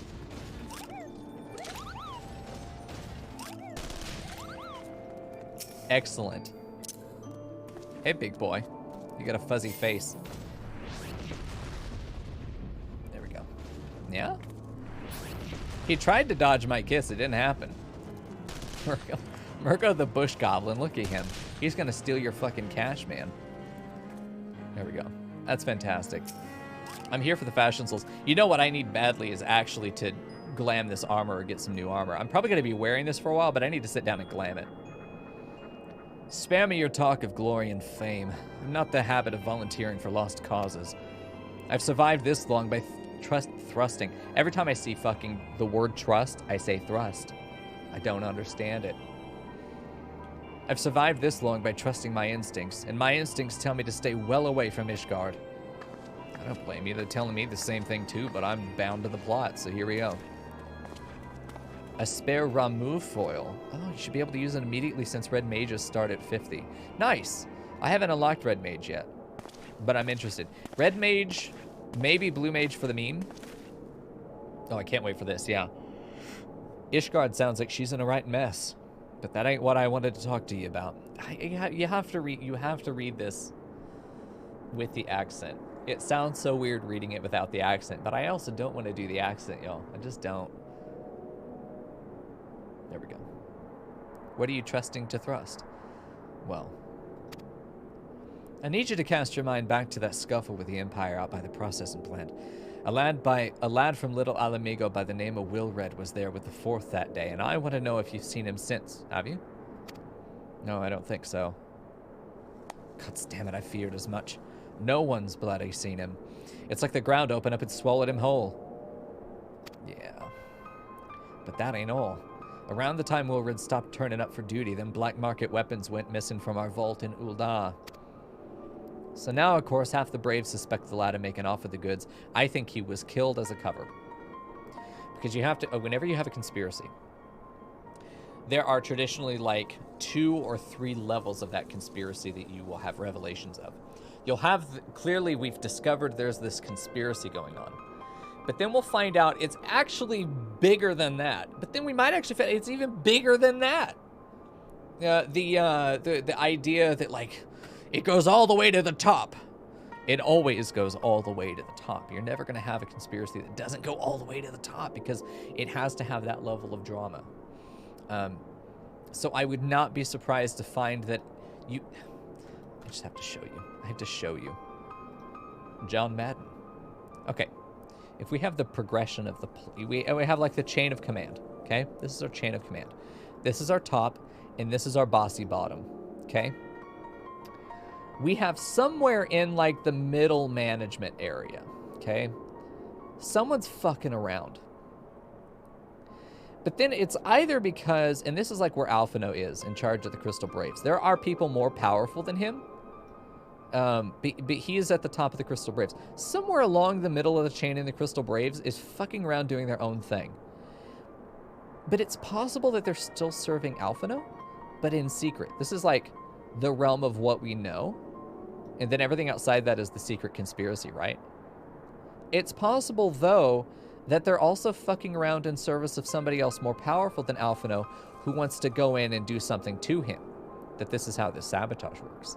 There are any number of configurations for where these rogues are ultimately serving. But this is that escalation I'm talking about. We think that they're serving someone outside, but it's actually worse. It's actually serving Alphino. It actually would be going this way because this is more intimate than anything else. But you see what I mean? There's this escalation. There's this escalation of the stakes, or the betrayal becomes larger at some point. So we'll see. I don't know. But I'm very interested in this plotline. I love political intrigue. So now, of course, half the brave suspect the lad of making off with the goods. Folk like to believe our company is a disciplined fighting force, but as you and me both know, and we do know, it's no more than a motley collection of mercenaries, adventurers, and a grand company veterans. The only thing that binds us together is some vague oath about fighting for the freedom of all, which is vague. It's vague and easily corrupted. You don't have a clear idea that binds these people. You don't have a clear definition of what that means. Your idea of freedom and my idea of freedom could be very different. And then who's to say that your actions aren't serving the good, greater good? How do we verify that? How do we know? How do we really know? And I believe I said it at the time, but that sounds like a blanket statement that gives you laissez-faire control to meddle in anything you want, but it also means that because you can do anything you want, you cannot be held to any standard as a result. It is the most easy thing to corrupt is a vague promise like that. It is the worst foundation upon which to do any kind of organization. Even shitty corporations understand they have a unifying goal, and that is profits. Nothing exists except for the pursuit of profit. People don't exist except for the pursuit of profit. They have a unifying goal. Other great examples, I don't want to get too political, but when you don't have a clear unified objective, you are inherently weaker and you are vulnerable to having certain people see things differently within the organization and still believe that they're doing the right thing. And at what point do you stop people and say, that isn't allowed, this is though, but only now? So it's very interesting to me that we are seeing such deep rot this early in the Crystal Braves, and I hope this is what brings Alphino down. I just don't want to kill him. I just want to be humbled and turn into a likable character through his humility. I just hope he doesn't become a sorry little sad sap. You know, I don't know. Post-humility Alphino will be a very interesting thing to see, because there are like 5 different character archetypes that come out of that kind of character, and I'm very interested to see which one they pick. Yeah. So we'll see. Neo Fallon, I'm glad you enjoyed. This is how my brain works. And I tell my students this. When you really start to understand plot mechanics, story mechanics, character archetypes and tropes and stuff like that, once you start to really understand the mechanics of the storytelling and the conventions of storytelling in a deep way, it will ruin stories for you. I can't turn this brain off. So imagine I'm trying to watch trash TV and the entire time I'm just breaking down all the holes in the narrative and how the characters are. It's going to play out in a very obvious way. I can't watch movies. There is no fucking way that in an hour and a half you're going to write a compelling narrative for me. Almost impossible. The only thing that can ever really grip me in an hour and a half movie is if the characters are interesting or if the setting is somehow different than anything I've ever seen before. It's one reason I like Quentin Tarantino, is that he's really good at developing tension. Not that it's just him, because there's a team of people that work with him that make this happen, and it's often the editors that put it together this way. But he still comes with a very consistent vision of creating deep tension that then unravels spectacularly. And I really like to see the way that the card house falls at the end of a Tarantino movie. And that's what we spend the entire movie waiting for. We know it's coming. We know it's going to happen. But that's what I like his movies for. So I can sit through a Tarantino movie and know I'm going to enjoy myself. But most of the time I'll watch a movie, anything that's made for mass consumption is usually not being made by the creators as some groundbreaking piece of art. It's there to sell tickets, you know, or they had a story they wanted to tell, but they didn't really think it was going to be very good themselves, you know? But it becomes very difficult to just sit and enjoy a narrative when you can't stop thinking about the mechanics behind it. Snake, stop heckling me! Stop it! You showed up early to sit in the front fucking seat so that you could sit there and heckle me. Stop it, little bitch. Anyway. The only thing that binds us together is some vague oath about fighting for the freedom of all. That and the steady pay, which is the second most corruptible motivation. Yeah. Final Fantasy XIV is very political. If you look at it, almost every Final Fantasy, the ones I've seen, which is dreadfully few, they are inherently about high political drama as the backdrop to what is otherwise usually a coming-of-age adventure story. Yeah, Funko, yeah, you get it. Once you see good narratives, your standards will shift. It just becomes hard to enjoy stuff that you know is inherently flawed. In a lot of cases, I won't say that something is... I try not to say that stuff is good or bad writing. I say that it's successful or not successful, and I say that it's lazy or not lazy. And lazy writing is where there are obvious solutions to the problem that they've written themselves into the plot with. It's like when they say that you paint yourself into a corner. You can write yourself into a corner. Usually the solution is back up and get rid of that shit that put you there. But if not, there are a lot of bad writers, lazy writers, what they'll do, I did it there again. Lazy writers will write themselves into a corner and then Deus Ex Machina their way out of it. Or even if it's not fully Deus Ex Machina, there will be this sudden revelation that fixes it all. That's lazy fucking writing. The solution, the best solutions, the most rewarding finales in shows are when everything we have seen finally comes together. A confluence of all of the elements that we've seen in the story at once coming together. This big crescendo moment where everything comes together all at once. And there's this great harmony and bravado that comes from it.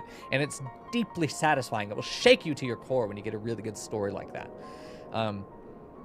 It can't happen accidentally, and it's not something where you can write a few scenes and then you get to the end and go, well, fuck, what now? The ending of a story should always be apparent. It should never be a shock. It should not be a shock. Twists, surprises should only ever be there because you were misled deliberately and to your benefit, for the benefit of your enjoyment of the story. We talked about subverting expectations the other day. And subverting expectations is done well. And this isn't part of the VOD because we weren't streaming video games. We just chatted yesterday. We just spent the whole time talking instead of playing video games, which is much of what we're doing today, but at least we're on topic, you know. Good subversion of expectations does this. You're given foreshadowing and hints and clues that something is happening over here, so you're really focused on this, and you think you're following along. Really, they're also laying down the groundwork for all this stuff over on the other side. And then you get up here and you think this is going to solve, but then you find out really this was the problem the whole time, and you didn't see it coming because you were distracted. And that's good subversion of expectations, because your expectations are here, and then this is what was really going on, but it was always there. It can't be something where this is what we're expecting and this is all we've got, and then all of a sudden this is now the problem. This is a big problem I have, actually, if you've seen Breaking Bad. If you haven't seen Breaking Bad, watch it. It's fantastic. But I'm going to spoil the last season for you and why I didn't like it, okay? So I'm going to put my finger down when spoils are done so you can watch, okay? Breaking Bad fell apart in the last season for the following reason. Problems that did not exist before Season 8 became the only problem focused on in Season 8. Characters that did not exist before the end of Season 7 were the only people that mattered in Season 8. There was not this beautiful confluence of all these things coming together in Season 8. It was a very quick stitch job to wrap up some loose ends because we have to get rid of Walter White now. So, yeah, it definitely was better Game of Thrones. You know, they didn't throw the baby out with the bathwater. But with Breaking Bad's finale, it was, to me, ultimately not very satisfying because it would never defeat the moment of Hank realizing who Walter White really was, making the connection to his real identity, right? That moment was really the confluence of all of these other moments and threads coming together. And then after that, it plays out in a sort of...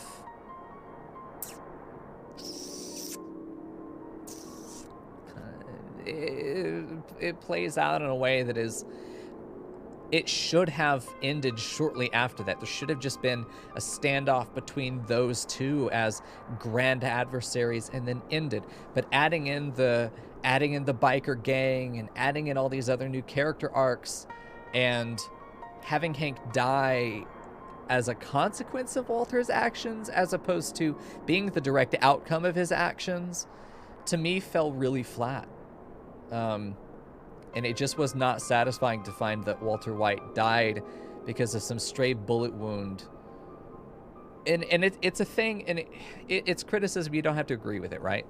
There is a counter argument that I can't say is not valid, right? That God, who's the director? I could see his face from behind the scenes stuff, but I can never remember his name.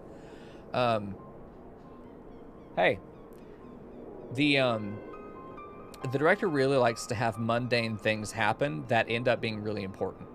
So it's totally on brand for him that in his writing, Walter White would be killed by a stray bullet and would slowly bleed out while reminiscing in what he has accepted to be his real identity. Well, not Walter White, but Heisenberg. And then bleeding out on the floor, almost in ecstasy at all that he had accomplished. And having accepted a long time ago, I think that this would be the outcome eventually. But it just felt so unnecessary to me. Anyway. Yeah, Turkey, we were talking the other day about Game of Thrones and how the writers without source material revealed themselves to be completely fucking inept. Snake, I agree with you on that. Breaking Bad is the best TV show ever because Walter White drives a Pontiac Aztek, which is the best car ever designed. I agree. I completely agree with that. Anyway. Now, compared to most others in this crew, Wilred's a fresh-faced novice, a bleeding whelp amongst wolves, which means he's probably the least likely to have his death investigated. He's a clear target for a patsy.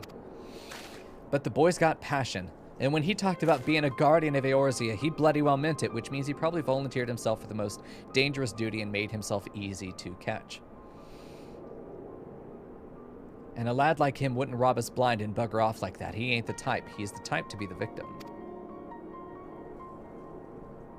Yeah. And this is just between you and me, mind. There's the fact that the lad wanted to tell me about something queer he'd noticed from the ledgers. He discovered the conspiracy, probably wanted to report it to his immediate chain of command to verify his concerns, but the person in his immediate chain of command was corrupt, was in on it, so fucking killed him. Something about the Braves' numbers not adding up. At best embezzlement, at worst a full-blown fucking conspiracy. Here's a villain at the end of this trail I've stumbled on. And I'll bet me good eye it ain't young Wilred. What I think is happening is that Lolo Rito is probably using the Crystal Braves in order to secure weapons, secure financing, to continue subverting the political transition that is bound to happen in Ul'dah. I still think, and I maintain, I'll take it to my fucking grave, Teleji Adeleji is innocent. He can't be innocent. He's a capitalist in Ul'dah. They are all inherently corrupt, and we've established as much. But Teleji Adeleji is not to blame for what's happening in Ul'dah. It's absolutely Lolo Rito. It has to be. It has to be. I can't. That's why I'm so excited to see Ul'dah, because it's kind of a toss-up. Which direction are they going to go with? I think the better writing is that Teleji Adeleji is ultimately not the bad guy here. I'm never going to say he's the good guy. He's a little shit. But he ain't the bad guy here. He's not to blame for what's happening in Ul'dah. I would be surprised to see that he is. I don't like making hard predictions like that, but the way that everything has played out so far. His name always makes me laugh too, Snake. I know. You can't take the Lalafell seriously. I don't think you're not meant to, but it's still funny. Any road. You've got a war to wage, so I'll let you get on. I just thought someone should know. I'll be seeing you. I'm worried about him being found on a beach somewhere, bloated and face down. I'm real fucking... And both of his legs cut off and 2 bullets in the back of his head. I'm really fucking worried about this guy. The named characters who have served very little function in the story apart from discovering a conspiracy, he has a lot of red flags against him. I don't have a lot of hope of him making it out of 2.55. I don't have a lot of hope of him making out of this conflict. We'll see. Not necessarily 2.55, because I don't know where that's going to end, but ooh, boy, if he is not first on the chopping block for people probably going to get their asses eaten. As payment for the conspiracy being hidden. We'll see. This is what's happening, is he's telling me in case he dies, in case that wasn't clear enough. He's telling me in case he's killed, so at least somebody can carry on the investigation. It's fucking morbid. Yeah, Neo Valiant, you said something. The stories have to be flawed to make it unique. I disagree. Perfection is hard to grasp. I do agree. Flaws are not necessary. And it's different to say that there's a difference in taste and there is a mechanical failure for the author to consider the mechanics and conventions of literature.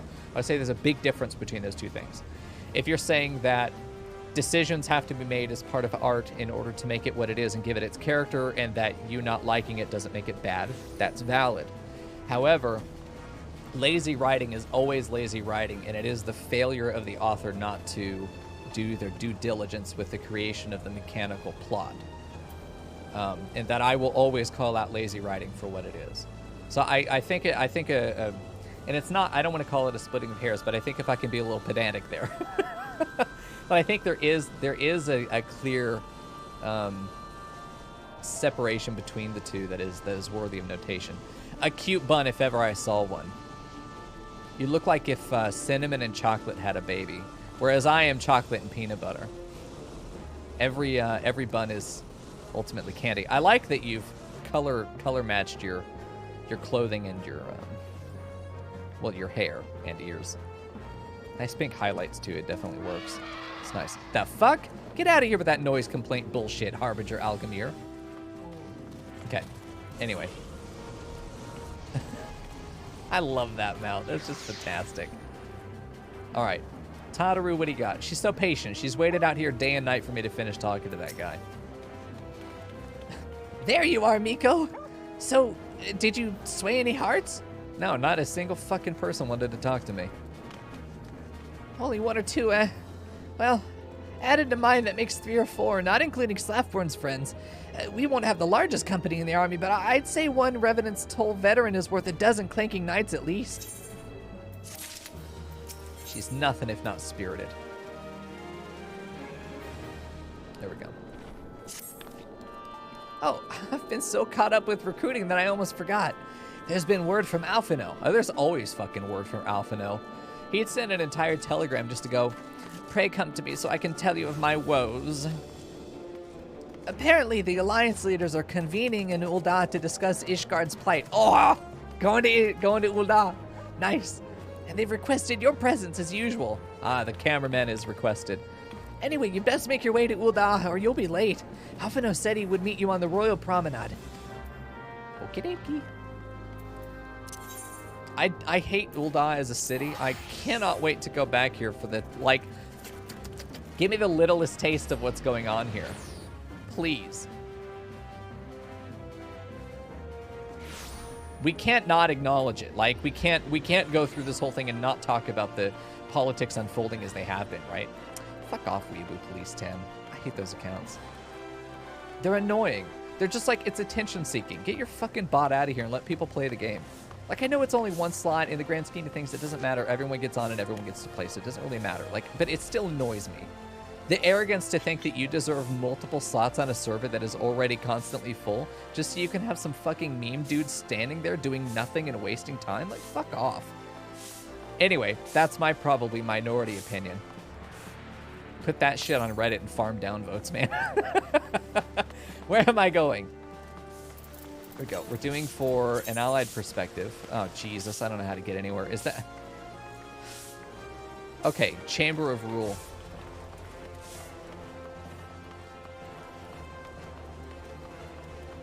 There we go. We have Mint Dew in Genova, but he actually does raid. We've also got the Jades, which apparently we're famous for. Infamous for, I would say. A bunch of bots that just dance around in Limsa Lomensa. The Chamber of Rule. Why would I be going anywhere else? Of course I'm going here. Yes, Funkle, that's it. Classic Telegram. Stop at the end and everything. God, we're just, we've got Alphino's hand so far up our ass, just a little puppet. I wish that we had a little bit more than being a yes man. I wish that our Warrior of Light had a little more character, but I also understand in a game like this, you don't want to characterize the player because you have making decisions for them at the time, but it's still making a decision for my character to say that he wouldn't go, bitch, figure it out yourself. That's the first, he would do that and flick Alphino on the forehead every time he sends us on a fucking errand. Every time. Every single time. Bitch, handle it yourself, flick and run. I would embarrass the shit out of him. I'd give him a noogie, dude. Every time. My apologies for calling you away on your tasks. I had hoped to proceed these negotiations one leader at a time. I'd hoped to proceed with these negotiations one leader at a time, but it seems my urgent requests for an audience have prompted a gathering of the council. Needless to say, I felt obliged to attend. The alliance leaders are already seated within. Let us join them, shall we? Yeah, so we don't know how much our characters know of the council knowing about the change in government. So that may be a sort of subtext to everything that we see here. I'm exchanging like a knowing look between the three of them here in a minute. We are well aware of Ishgard's dilemma, and we agree with your assessment. Absolutely love Merlwyb as a character and love her voice actress as well.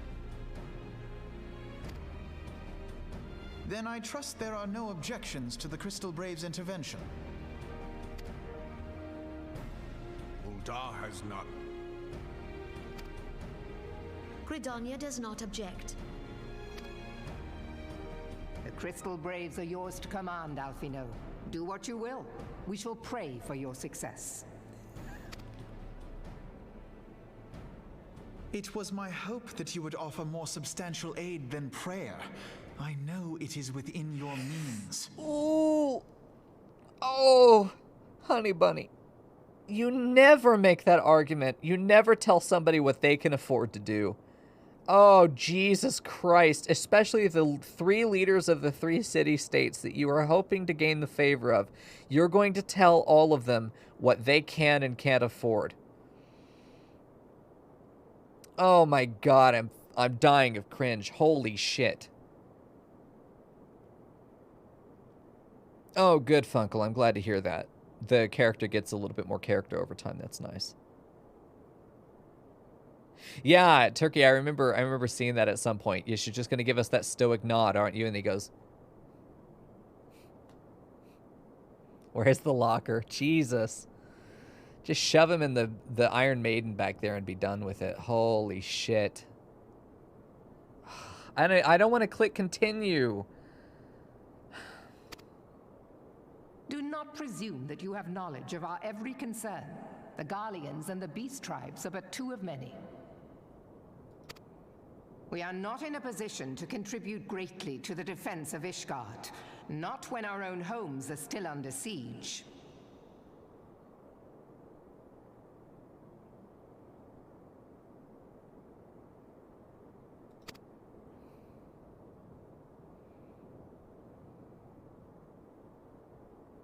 We dare not leave our interests in Cartano undefended as well. Telegi Adalegi and his ilk would seize control of the territories in our absence. He's innocent.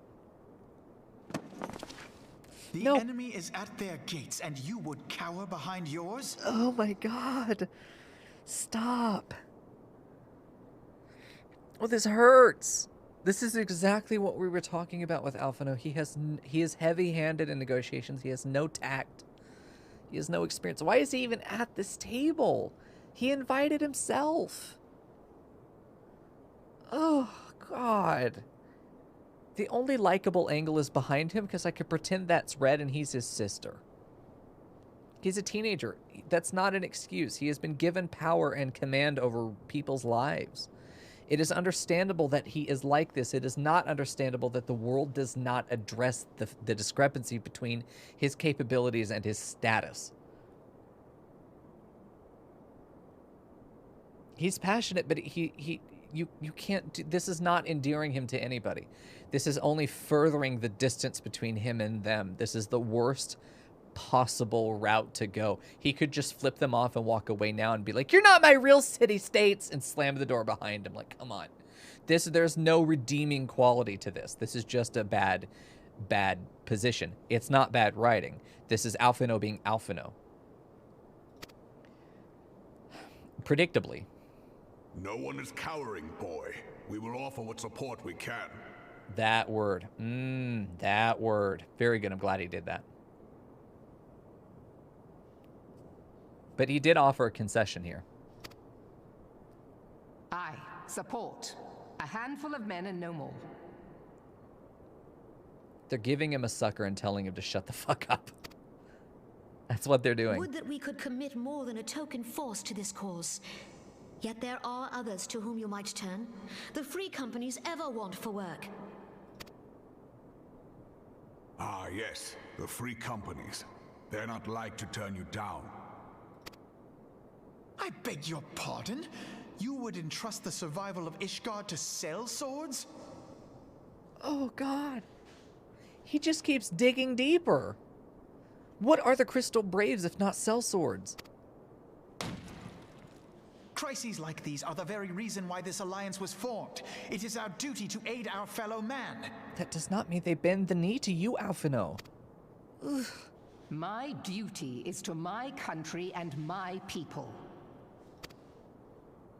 If you expect us to place the welfare of a foreign power above our own, you're going to be sorely disappointed. Like, how embarrassing for them to have to explain basic politics to this child. Lest you doubt, Limsa comes first, then the Alliance, and finally, circumstances permitting, Ishgard and the rest. If you cannot understand so simple a concept, then you have no place at this table. Someone finally said it! And of course it's Merlviv. Of course it's her. Why would it be anybody else? She's the only person who is willing to say what everyone else is thinking. Oh, I love the writers for this line. This is how you know he's deliberately being made annoying. He's deliberately made like this so that there can be a moment where he gets shot down. He could himself become corrupted by the fact that he is constantly being rejected. He could seek absolute power. Through any means necessary, he may think himself smarter than everyone else and get himself into trouble as a result. I really could see him becoming the source of that corruption, which is why the conspiracy that's going on in the Crystal Braves is so interesting to me, because I really suspect it could be him. Or he doesn't notice it because of his ineptitude, and it may be what brings him down. Yeah, we'll see.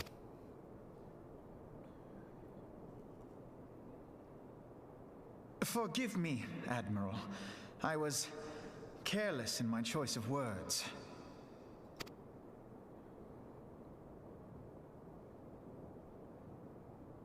I suggest you assemble a party of elite adventurers, assuming you haven't already. Your fellows served us well during Operation Archon. I dare say they will do so again. Where is the Sultana in all this? We've been joking around, especially with the headcanon that Lalafell are just children role-playing and not actually doing anything, is that the Sultana is a puppet who doesn't actually do any work in the government. It's actually all of Raban, and what's funny is we constantly see Raban actually being the representative of Ulda, even though she's the Sultana, which is funny. You can't tell me my headcanon's wrong. You can't do it.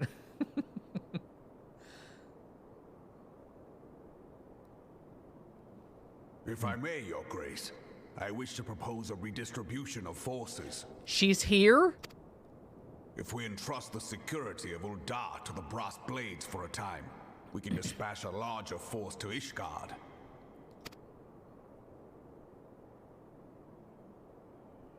Your Grace? Yeah, see, this is where her decision is coming in, and I don't believe she's told Raoban. Ooh, this next line's gonna hurt.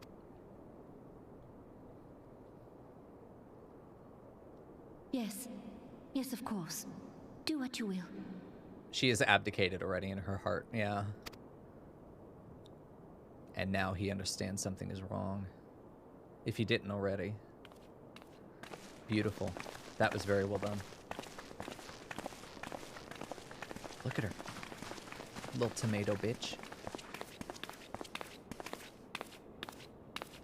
She's just a squash.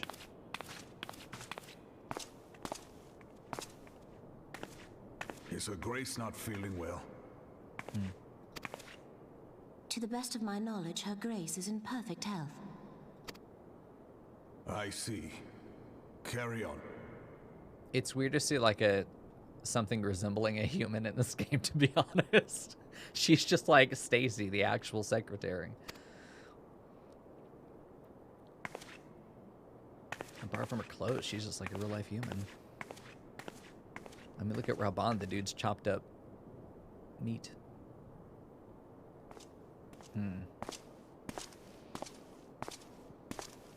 Is she Stacy's mom? She's certainly got it going on. Oh boy. We got a little bitty taste of what I was looking for. Speaking a little bitty taste of what I'm looking for. Hello. All right, Alphino, what do you want? Once again, I owe you an apology. It seems you have been conscripted into leading a contingent of adventurers on yet another mission.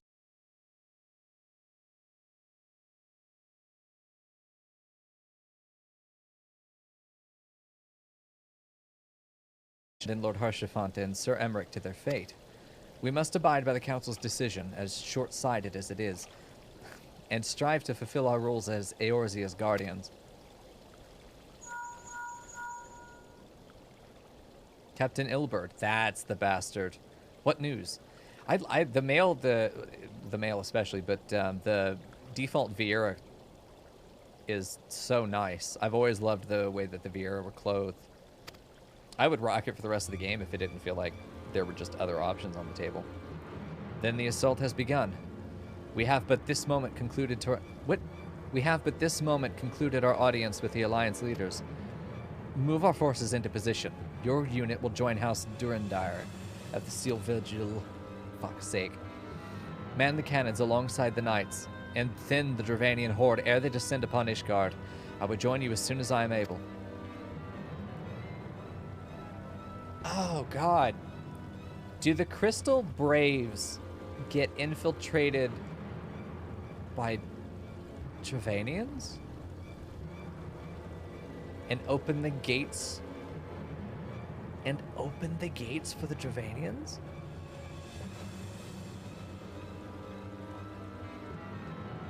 There are like two main directions that there are three possible sources of the corruption or motivations for the corruption in the Crystal Blades. And it's one of the three plot lines that we have going. Alphino's a little bitch. The Dravanians and Ishgard. Lolo, Rito, and Ul'dah. It's one of the three. Gotta be. There's no way they would add a fourth just to insert the intrigue. The intrigue has to serve another plot line. Oh, fuck me. Okay, the idea of there's turmoil in Ul'dah and Teleji is getting blamed, but he's not actually the bad guy, but the Crystal Braves are helping Lolo Rito, and whoa, you know, the twist, that's cool. The idea that they would actually be working with the Dravanians on a national issue like the situation in Ishgard is more it's more tense. It's higher stakes. God, I don't know if I would do it that way. I wouldn't do it that way. And I'm never wrong, so I don't see that playing out well. I still, as is what happens with every citadel, every castle that's built has to fall, right? It's just a rule. In a lot of cases, the castle either falls valiantly or it is sold out.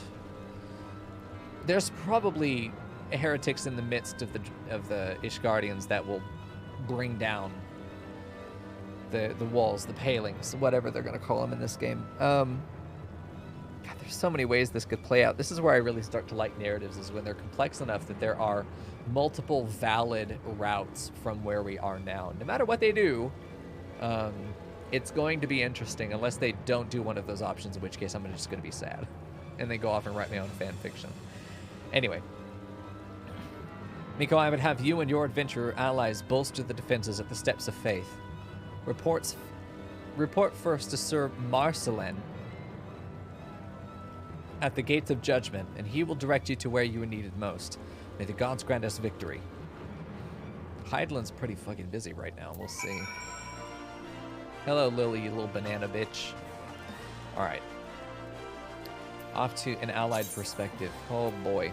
Things are heating up really quickly in the MSQ here. It's been pretty slow, which isn't a problem. It's been a pretty slow boil, and all of a sudden, like, get this bitch going. I'm hungry. I know what I'm having for dinner. Thanks, me. I figured it out. Because that's exactly what I'm going to say. I'm going to make some fucking mac and cheese with hamburger in it. Oh, that's going to be good. I haven't had that in a while. That sounds good. I'm going to go be a 7-year-old. I may even make some chicken nuggets, man. Let's go, Hand of Timeout. Take me to the dungeon. Man, I am really enthralled by the story so far. Even just after ARR. ARR really played out very standard notes, which I'm not complaining. One thing you got to know about me is I really genuinely am not complaining when I sound like I am. I would say that I complain very little. But there's the actual Yoko Taro again. Yeah. Oh, goodbye. Okay, sorry. You made chicken parm for din? Nice, Turkey. You did better than I'm doing. I really am not complaining when it sounds like I'm complaining. It's just that I like to make observations about things. I'm not attributing a quality to that observation. I'm just a whiny bitch. That may be it. You know what? At the end of the day, that may be it. I acknowledge my shortcomings. I can't find any, so I haven't yet. But, you know, I'll acknowledge them when I find them. I've yet to have any shown to me, though. Bitch, Murgo. At least I'm taller than 2 feet. That's not fair. He's exactly 2 feet. It was so funny when we were working on turn 9 in Coils of Bahamut, and we really got the first phase down, first through third, no problem. But then we get to that last phase, and it's funny going through the stuff that we as a group had all practiced a whole lot, and then Murgo comes in and he's not practiced it with us, like he knows what to do because he's watched. But he isn't as tight on it as the people that had been practicing it for at that point like 4 hours. So it was funny to fucking yell at Murgo when he's not going with the group, just like, Murgo!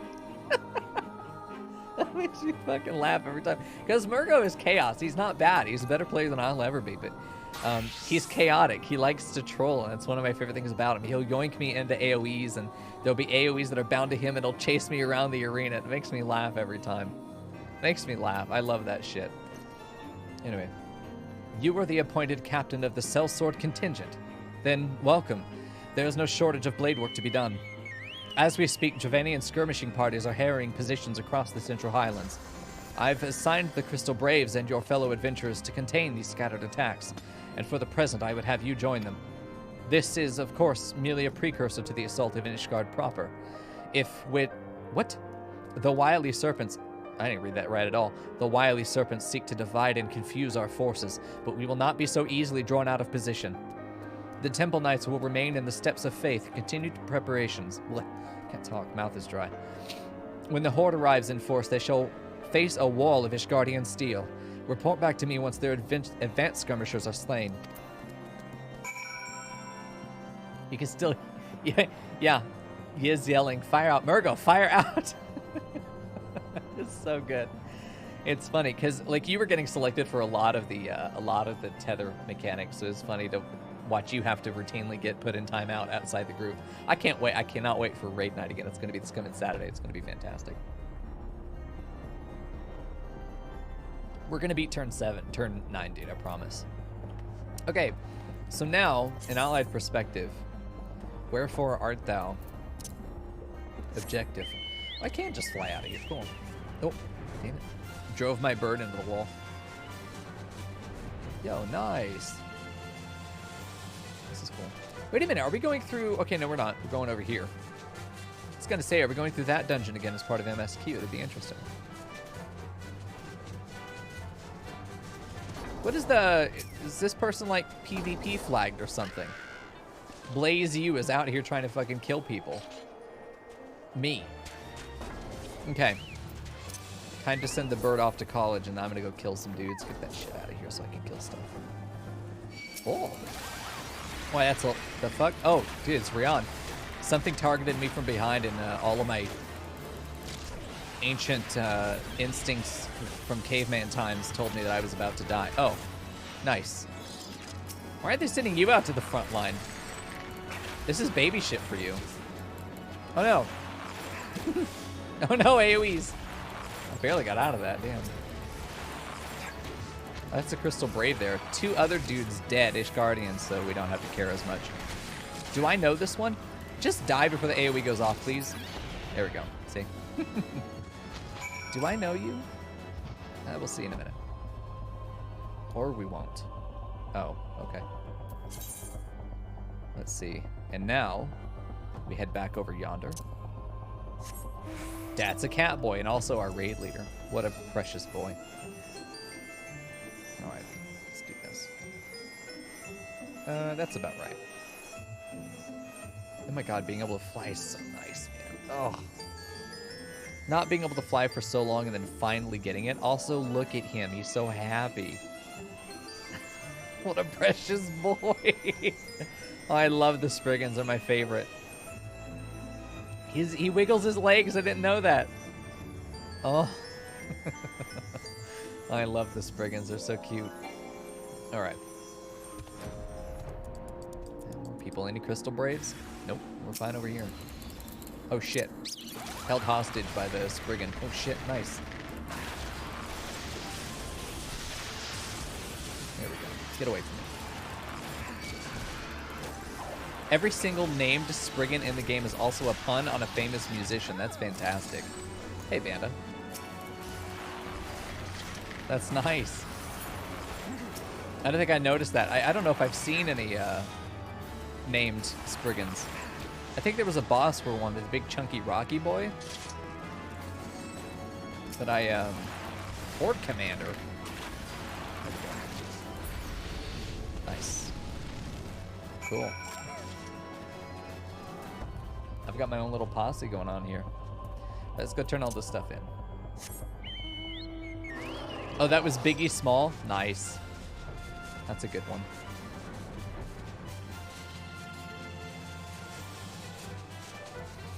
That's a good one. I remember now that you've said it, too.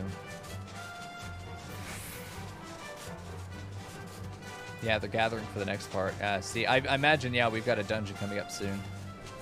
Would not be surprised. I don't think we're going to get to it tonight, though. Just if anyone's hanging around thinking that we're going to get dungeon done tonight, you know the drill. We unlock the dungeon and we do it first thing next stream when I'm fresh. All right. So don't wait around for me. There we go. There we go. What news, adventurer? The reinforcements? Decimated, you say? Trevanian devils, damn their scaly hides. It's a trial? Okay. Hold fast your grief and fury, sir. We will avenge the deaths of your fellows in the battle to come. They're still dead, though, you know.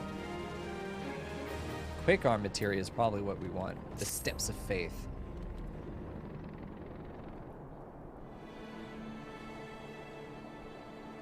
It's a trial and soon to be completely remade as a duty, so it's getting demoted. Nice. There was another fight in... There was another fight that was like that where he fought some armored guy. I can't remember his name. But you fought him solo and it used to be an 8-man raid. Who was that? Let us smack the trial? Rihanna's smacking desk. Cape Westwind, was that it? Ere you commit yourself to the siege, you should know that it is... What? It should know what it is you are tasked with defending. Beyond the gates of judgment lie the Steps of Faith, a great bridge of stone that leads directly to the city of Ishgard. More than simply a means to cross the Sea of Clouds, the bridge serves as a foundation for the arcane wards that form the barrier we call Danifin's Collar. There we go.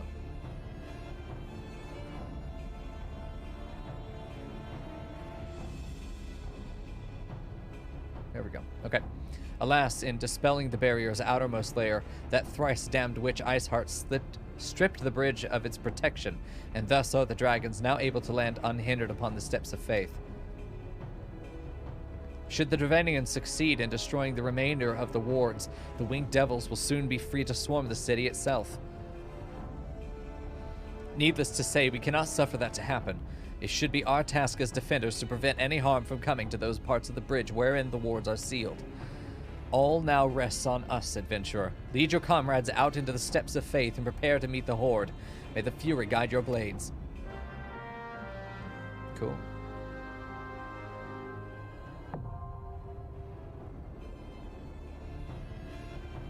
Cape Westwind, says Funkel, was the most pathetically easy trial in the game.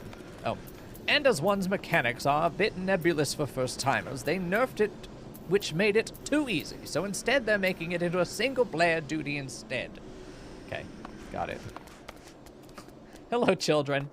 There are 4 of you. You'll have to fight over me. There we go. Perfect. Is this you? I recognize the hair. Nice, dude. I'm loving it. I love the dress. I know that they took a lot of the gender locks off characters recently, and I can't wait to get into some of the belly dancer attire like that. Like, that's fantastic. That's fantastic, dude. All right. We're going to roll for it, and let's see. I'll go ahead and invite everybody. We haven't opened it yet, but still. Joke's on you. It's 8 people?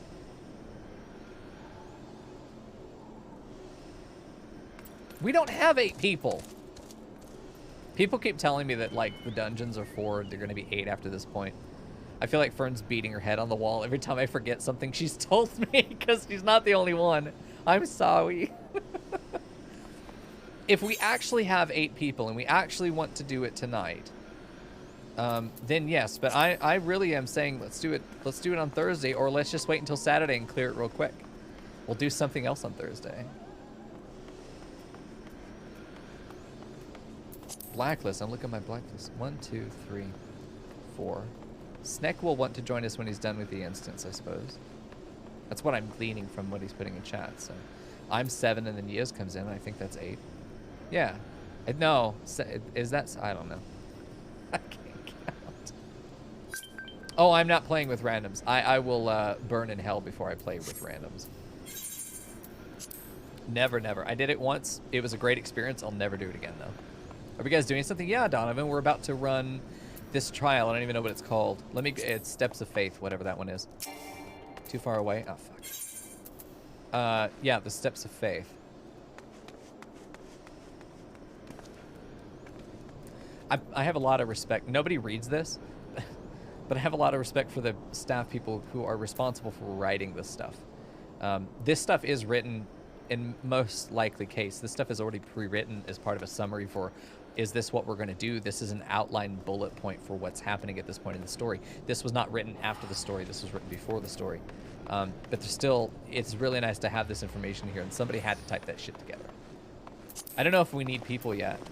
Check the box in the upper right. Oh, not there. Here?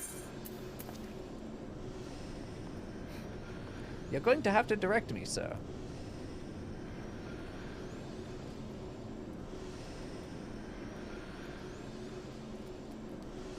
At a point where you're, oh, I see. Okay. Social, friends group, filters. Oh, move on. Okay, there we go. I can't read. I can't read. It's a struggle. Yeah, so we've got Turkey who can join us.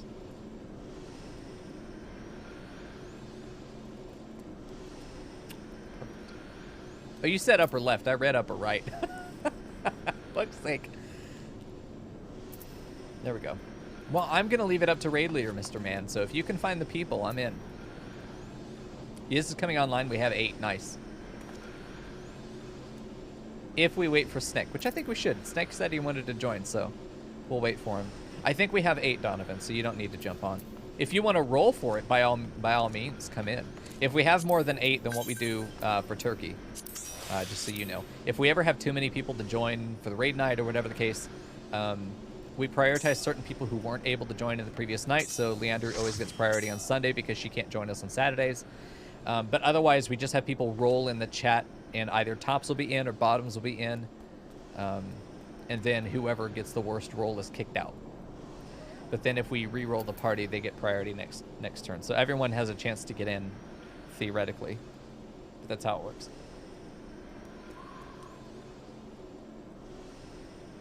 All right, we've got a Snicky boy coming online.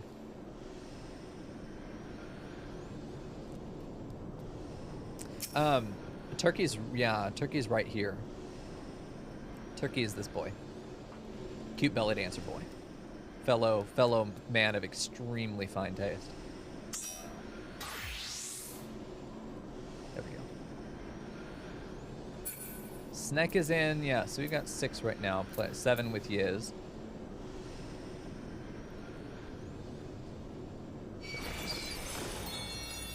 Uh-oh. Oh god, what class is Murgo?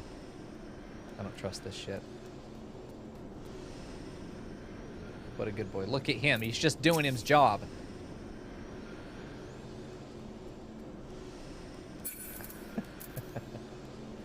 There we go. Perfect. That's Dancer? Oh, I can't wait for it then.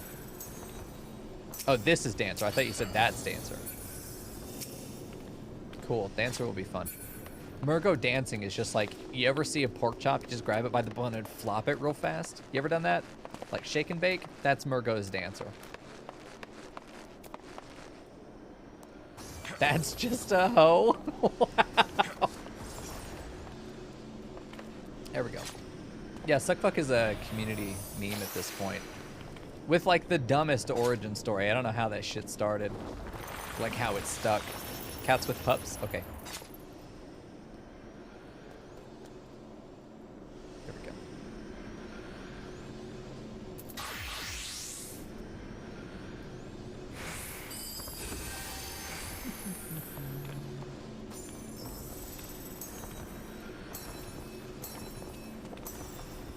Okay. It looks like we have more people than we have slots.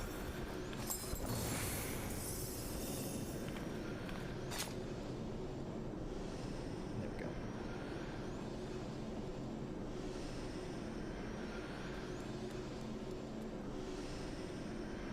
What does this mean? Closed position. Sharing the effects of certain actions with target party member. Me. Hey, fuck off. Don't touch me.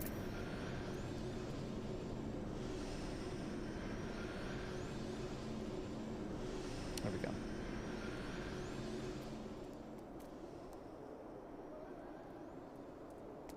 Yeah, we're just waiting to figure out roles and who's going to be in. I'd say roll for it. Top's in. There we go.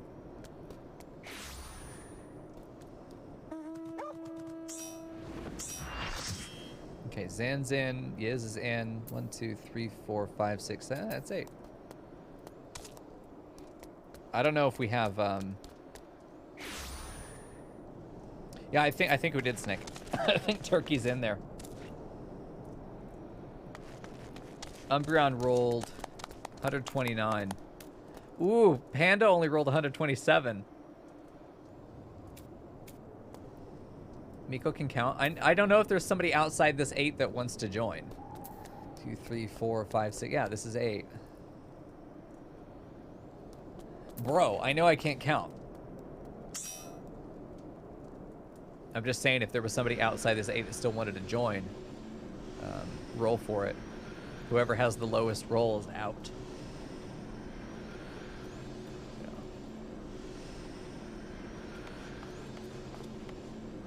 Because right now it's Panda.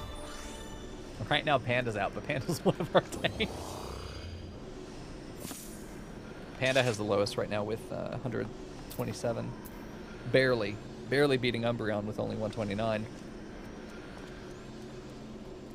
Okay. We don't need tank? Oh, I agree. I'm absolutely down for chaos. Absolutely.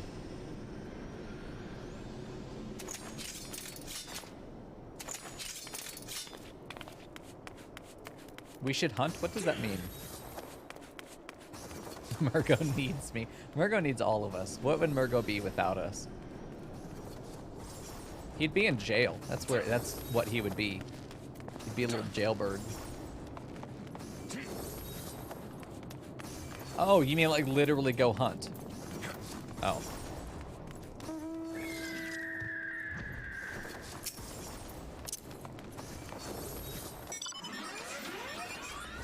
There we go. Hey, there's Zen. Nice. Nice plane, nerd. Okay. Zen's in, though. Who is not in this 8 that is trying to get in?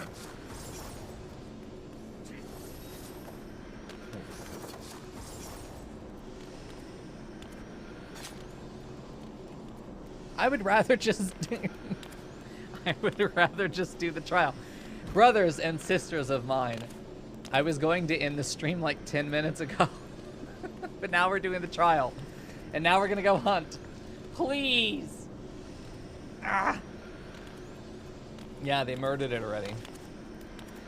We need to swap someone, okay. Did we? I think we're good.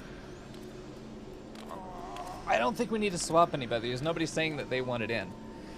I think we're just ready to go.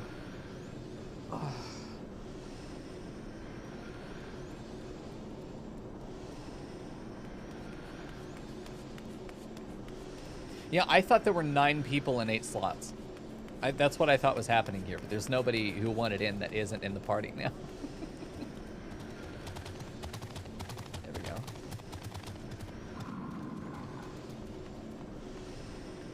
Unless it's Turkey. I don't fucking know. We're just gonna go, brothers. Brothers and sisters of mine. There we go. We have 1 tank. Okay. I think we're just gonna get it done. Whatever was supposed to happen there, I pardon the injustice. But my tummy is making the rumblies.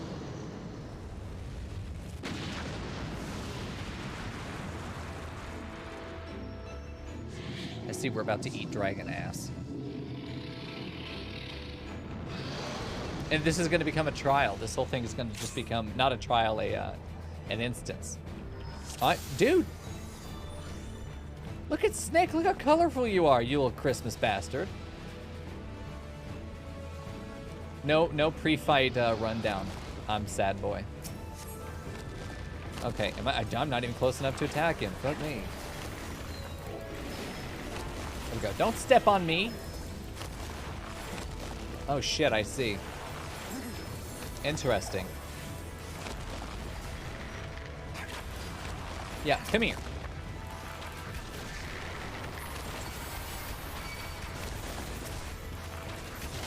Oh boy. Okay, yeah, this would be nice to have a tank just so I don't have to get my ass eaten. Just don't die, forehead. Shoot big boy, that's it. Oh Jesus, he does step on you. Oh shoot, my bones. I love the sound of the Moogle. There we go. No, don't yoink me. Is that Murgo? No, it's Rion. Oh yes, I see. We get to fight dragon ass today. Today is in fact a beautiful day. All right, it's poison dragon ass and off we go.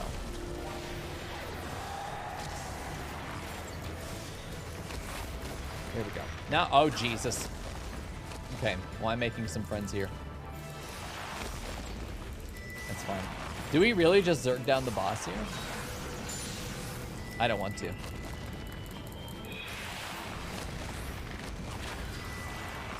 Ah, interesting, Funkle. Nice. That's cool. You can actually use these, you can actually use the cannons and stuff.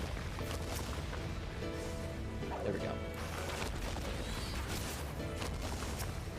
He is running for his life.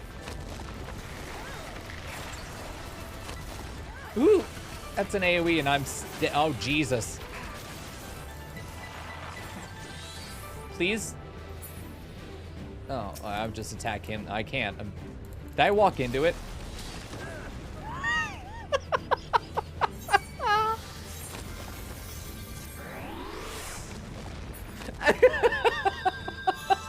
I walked, just dipped a toe into it, barely. Oh, good God. Is it bad that he's reached the wall or like, oh, we have more bridge. We're good. Oh, fuck me. Oh, no. Oh, goodbye. My bones. Okay, do not stand in front of him. I understand now. Don't res me. I don't deserve it. I'll just lay here with my dragon wife. There we go. Oh, no, he is. Oh, no, that's fine. We're fine. I'll just sit here and watch the fight. That's why you yoinked me. I thought you were saving me from like one attack and not getting squished by his feet. I didn't anticipate that you were actually just like keeping the DPS out of the AoEs.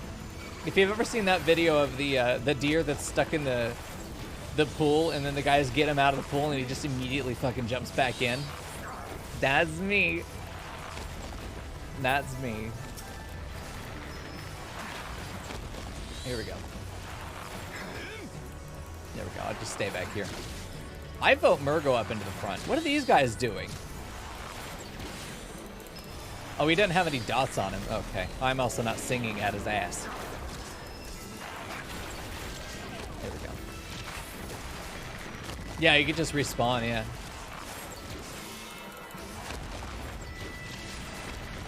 Rihanna in the middle of all this, so unpressured that he's just typing in Twitch chat in the middle of healing this. I mean, this does seem like it'd be really interesting as a solo player. I could see this being really interesting. Am I meant to be killing the ads of Jesus? Don't fall on me. Don't do it. What is this? I don't know what that debuff is. I probably earned it, though. Let's get some dots back on him. Oh, don't stand. Don't stand. I almost walked in that cone again. Honestly, Yiz makes a great tank. I'm fine with it.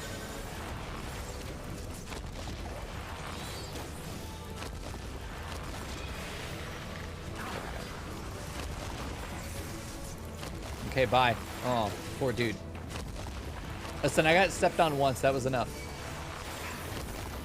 I'm just going to be a mindless DPS here.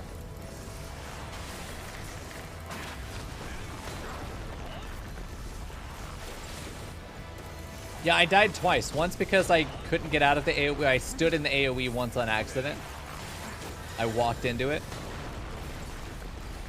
Oh, his dots are gone. God, that 40 seconds goes by so fast. There we go. Stun. Bullshit.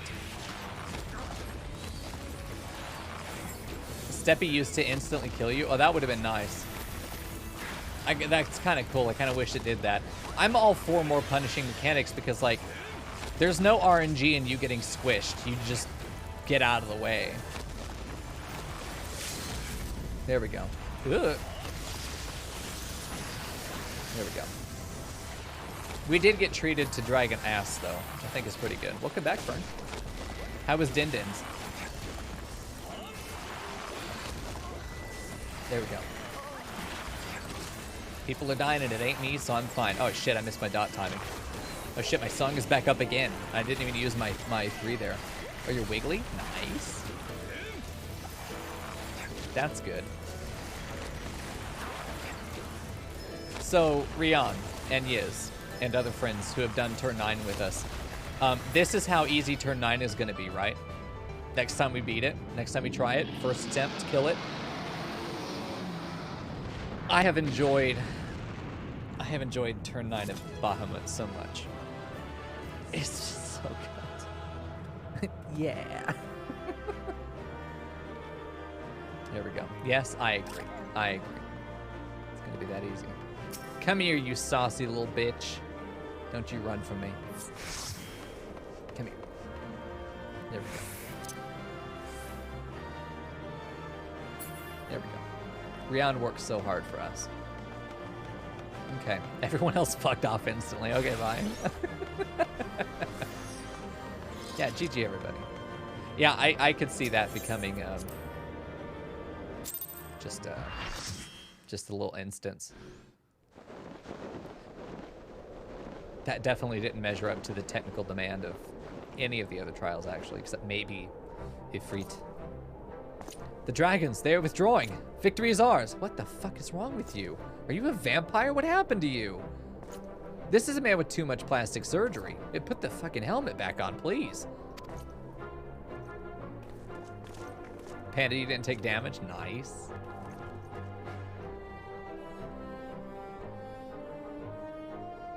He's Elizan. I've never seen an old person in this game who wasn't also rad as fuck. Now I have. Yeah, where were you this whole time? One of Nidhogg's greatest champions slain. The Horde will not soon recover from this blow. But what of you, Nidhogg? Why did you not join your minions and make of this battle a slaughter? Have you grown so fond of the stench of your lair? Mayhap you prefer to have your allies fight your battles for you. You have a girl to do your bidding now, do you not? No matter. I shall slay Iceheart and all the rest. But I yearn to spill the blood of a great Wyrm, Nidhogg, and only your death will sate my lance. He's so fucking cool. He's like fucking Batman, actually. I think you take a lot of it. There we go. He's a lot like Batman. Fucking Alpha, no, I'm rewarded with talking to this little shit. And their stupid ear cup hats. I hate them so much. Mico, the dragons are routed. Lest you wonder, the fighting at the Steel Vigil was also fierce, but my crystal... Word choice. But my crystal braves were not found wanting. Hoorah! Fern, Rian, report to Horny Jail immediately. Take Murgo there just for safety. Commander Levior, Mico, true to your word, you arrived to aid us in our hour of need. On behalf of the Holy See and the people of Ishgard, I offer you my humble thanks.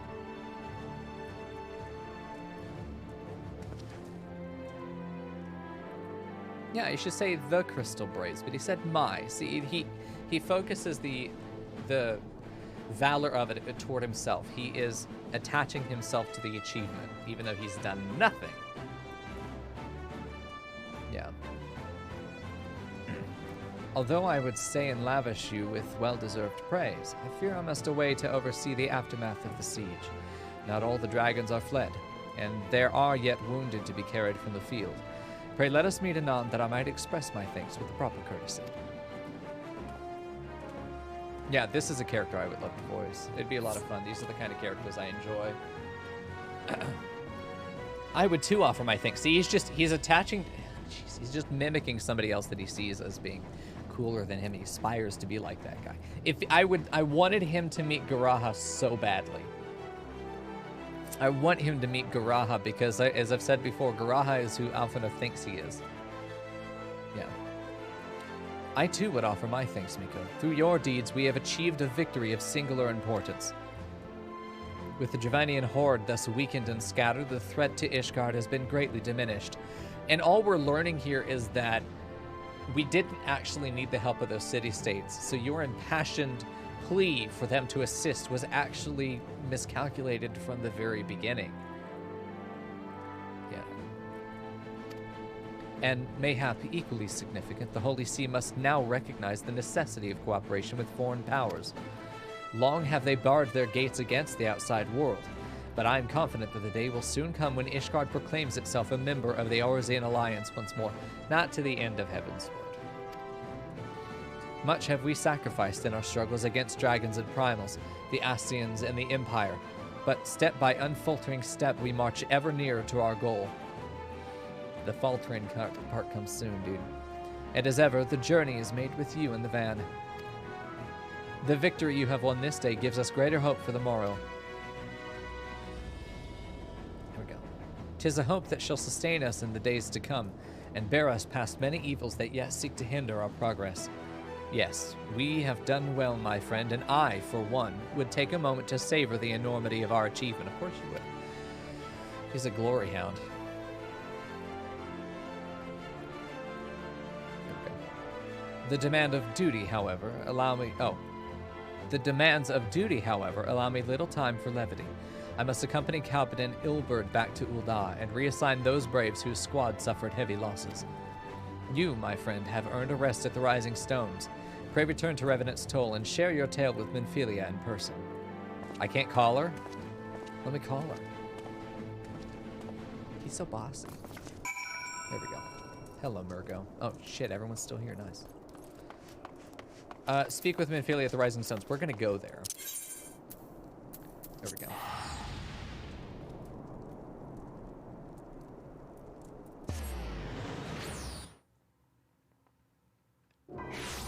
Yeah, we don't finish ARR until Rian says that we're allowed to. Like, we're not allowed to go into Heavensward until Rian says we can. Rian's making sure that I get taken on a tour of all the side content post ARR, but pre Heavensward, and I am absolutely down and dirty for that. We should control the spread of catboys. They're fucking everywhere. I can't imagine how concentrated the catboy population was before Malviera.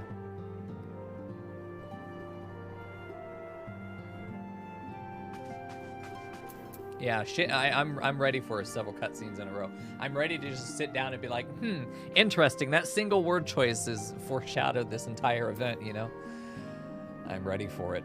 Through the roof. I spread where I want. Didn't I sentence you to horny jail? What are you doing here? Oh, I didn't mean to talk to her. Fuck. Ah. Mico, welcome back. Alphino sent word of the siege and, of course, of the role you played in ending it. Your deeds never cease to amaze me, Mico. Thank you. Give me the purple one. Okay, I'm not talking to her again. I like Minfilia a lot more because I don't like Alphino. Ooh, no, don't take the sit. Do the sit. There we go. Well, on our rightful throne, we will eventually take everything over. Rian has been in Horny Jail so much that they are now the warden of Horny Jail. We do have a tag on Discord for Horny Jailbirds, for our repeat offenders. So Funkel, to be specific, we are specifically not starting Heavensward. The MSQ that starts Heavensward, we're not doing that quest, I forget its name, until all the side stuff is done, because I'm pretty sure that we are going to finish ARR, which, by the way, for anybody who may be new, we have the entire journey up to this point on the same vein of doing literary analysis the whole way through.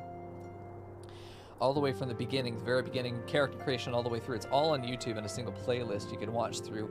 Every VOD is there except for a couple that got cut for quality control.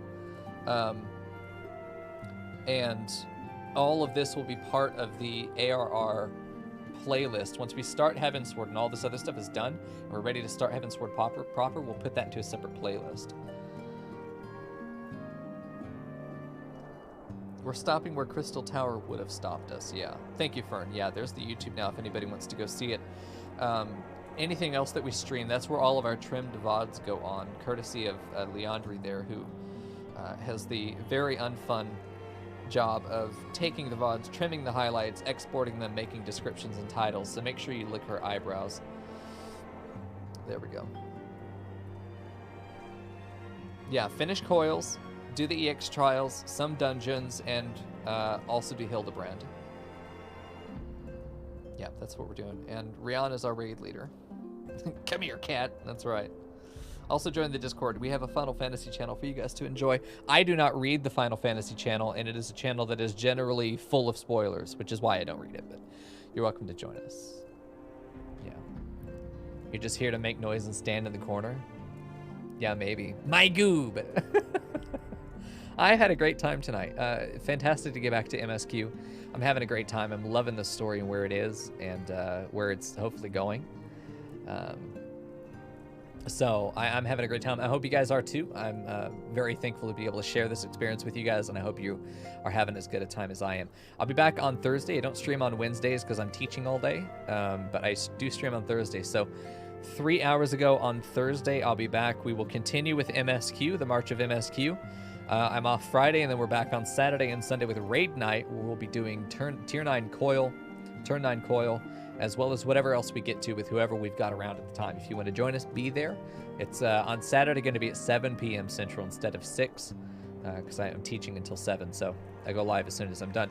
If you want to keep up with what's going on, join the Discord, and I'll see you around, guys. For those of you on YouTube, I'll see you in the next episode. For those of you on Twitch, I'm going to bed.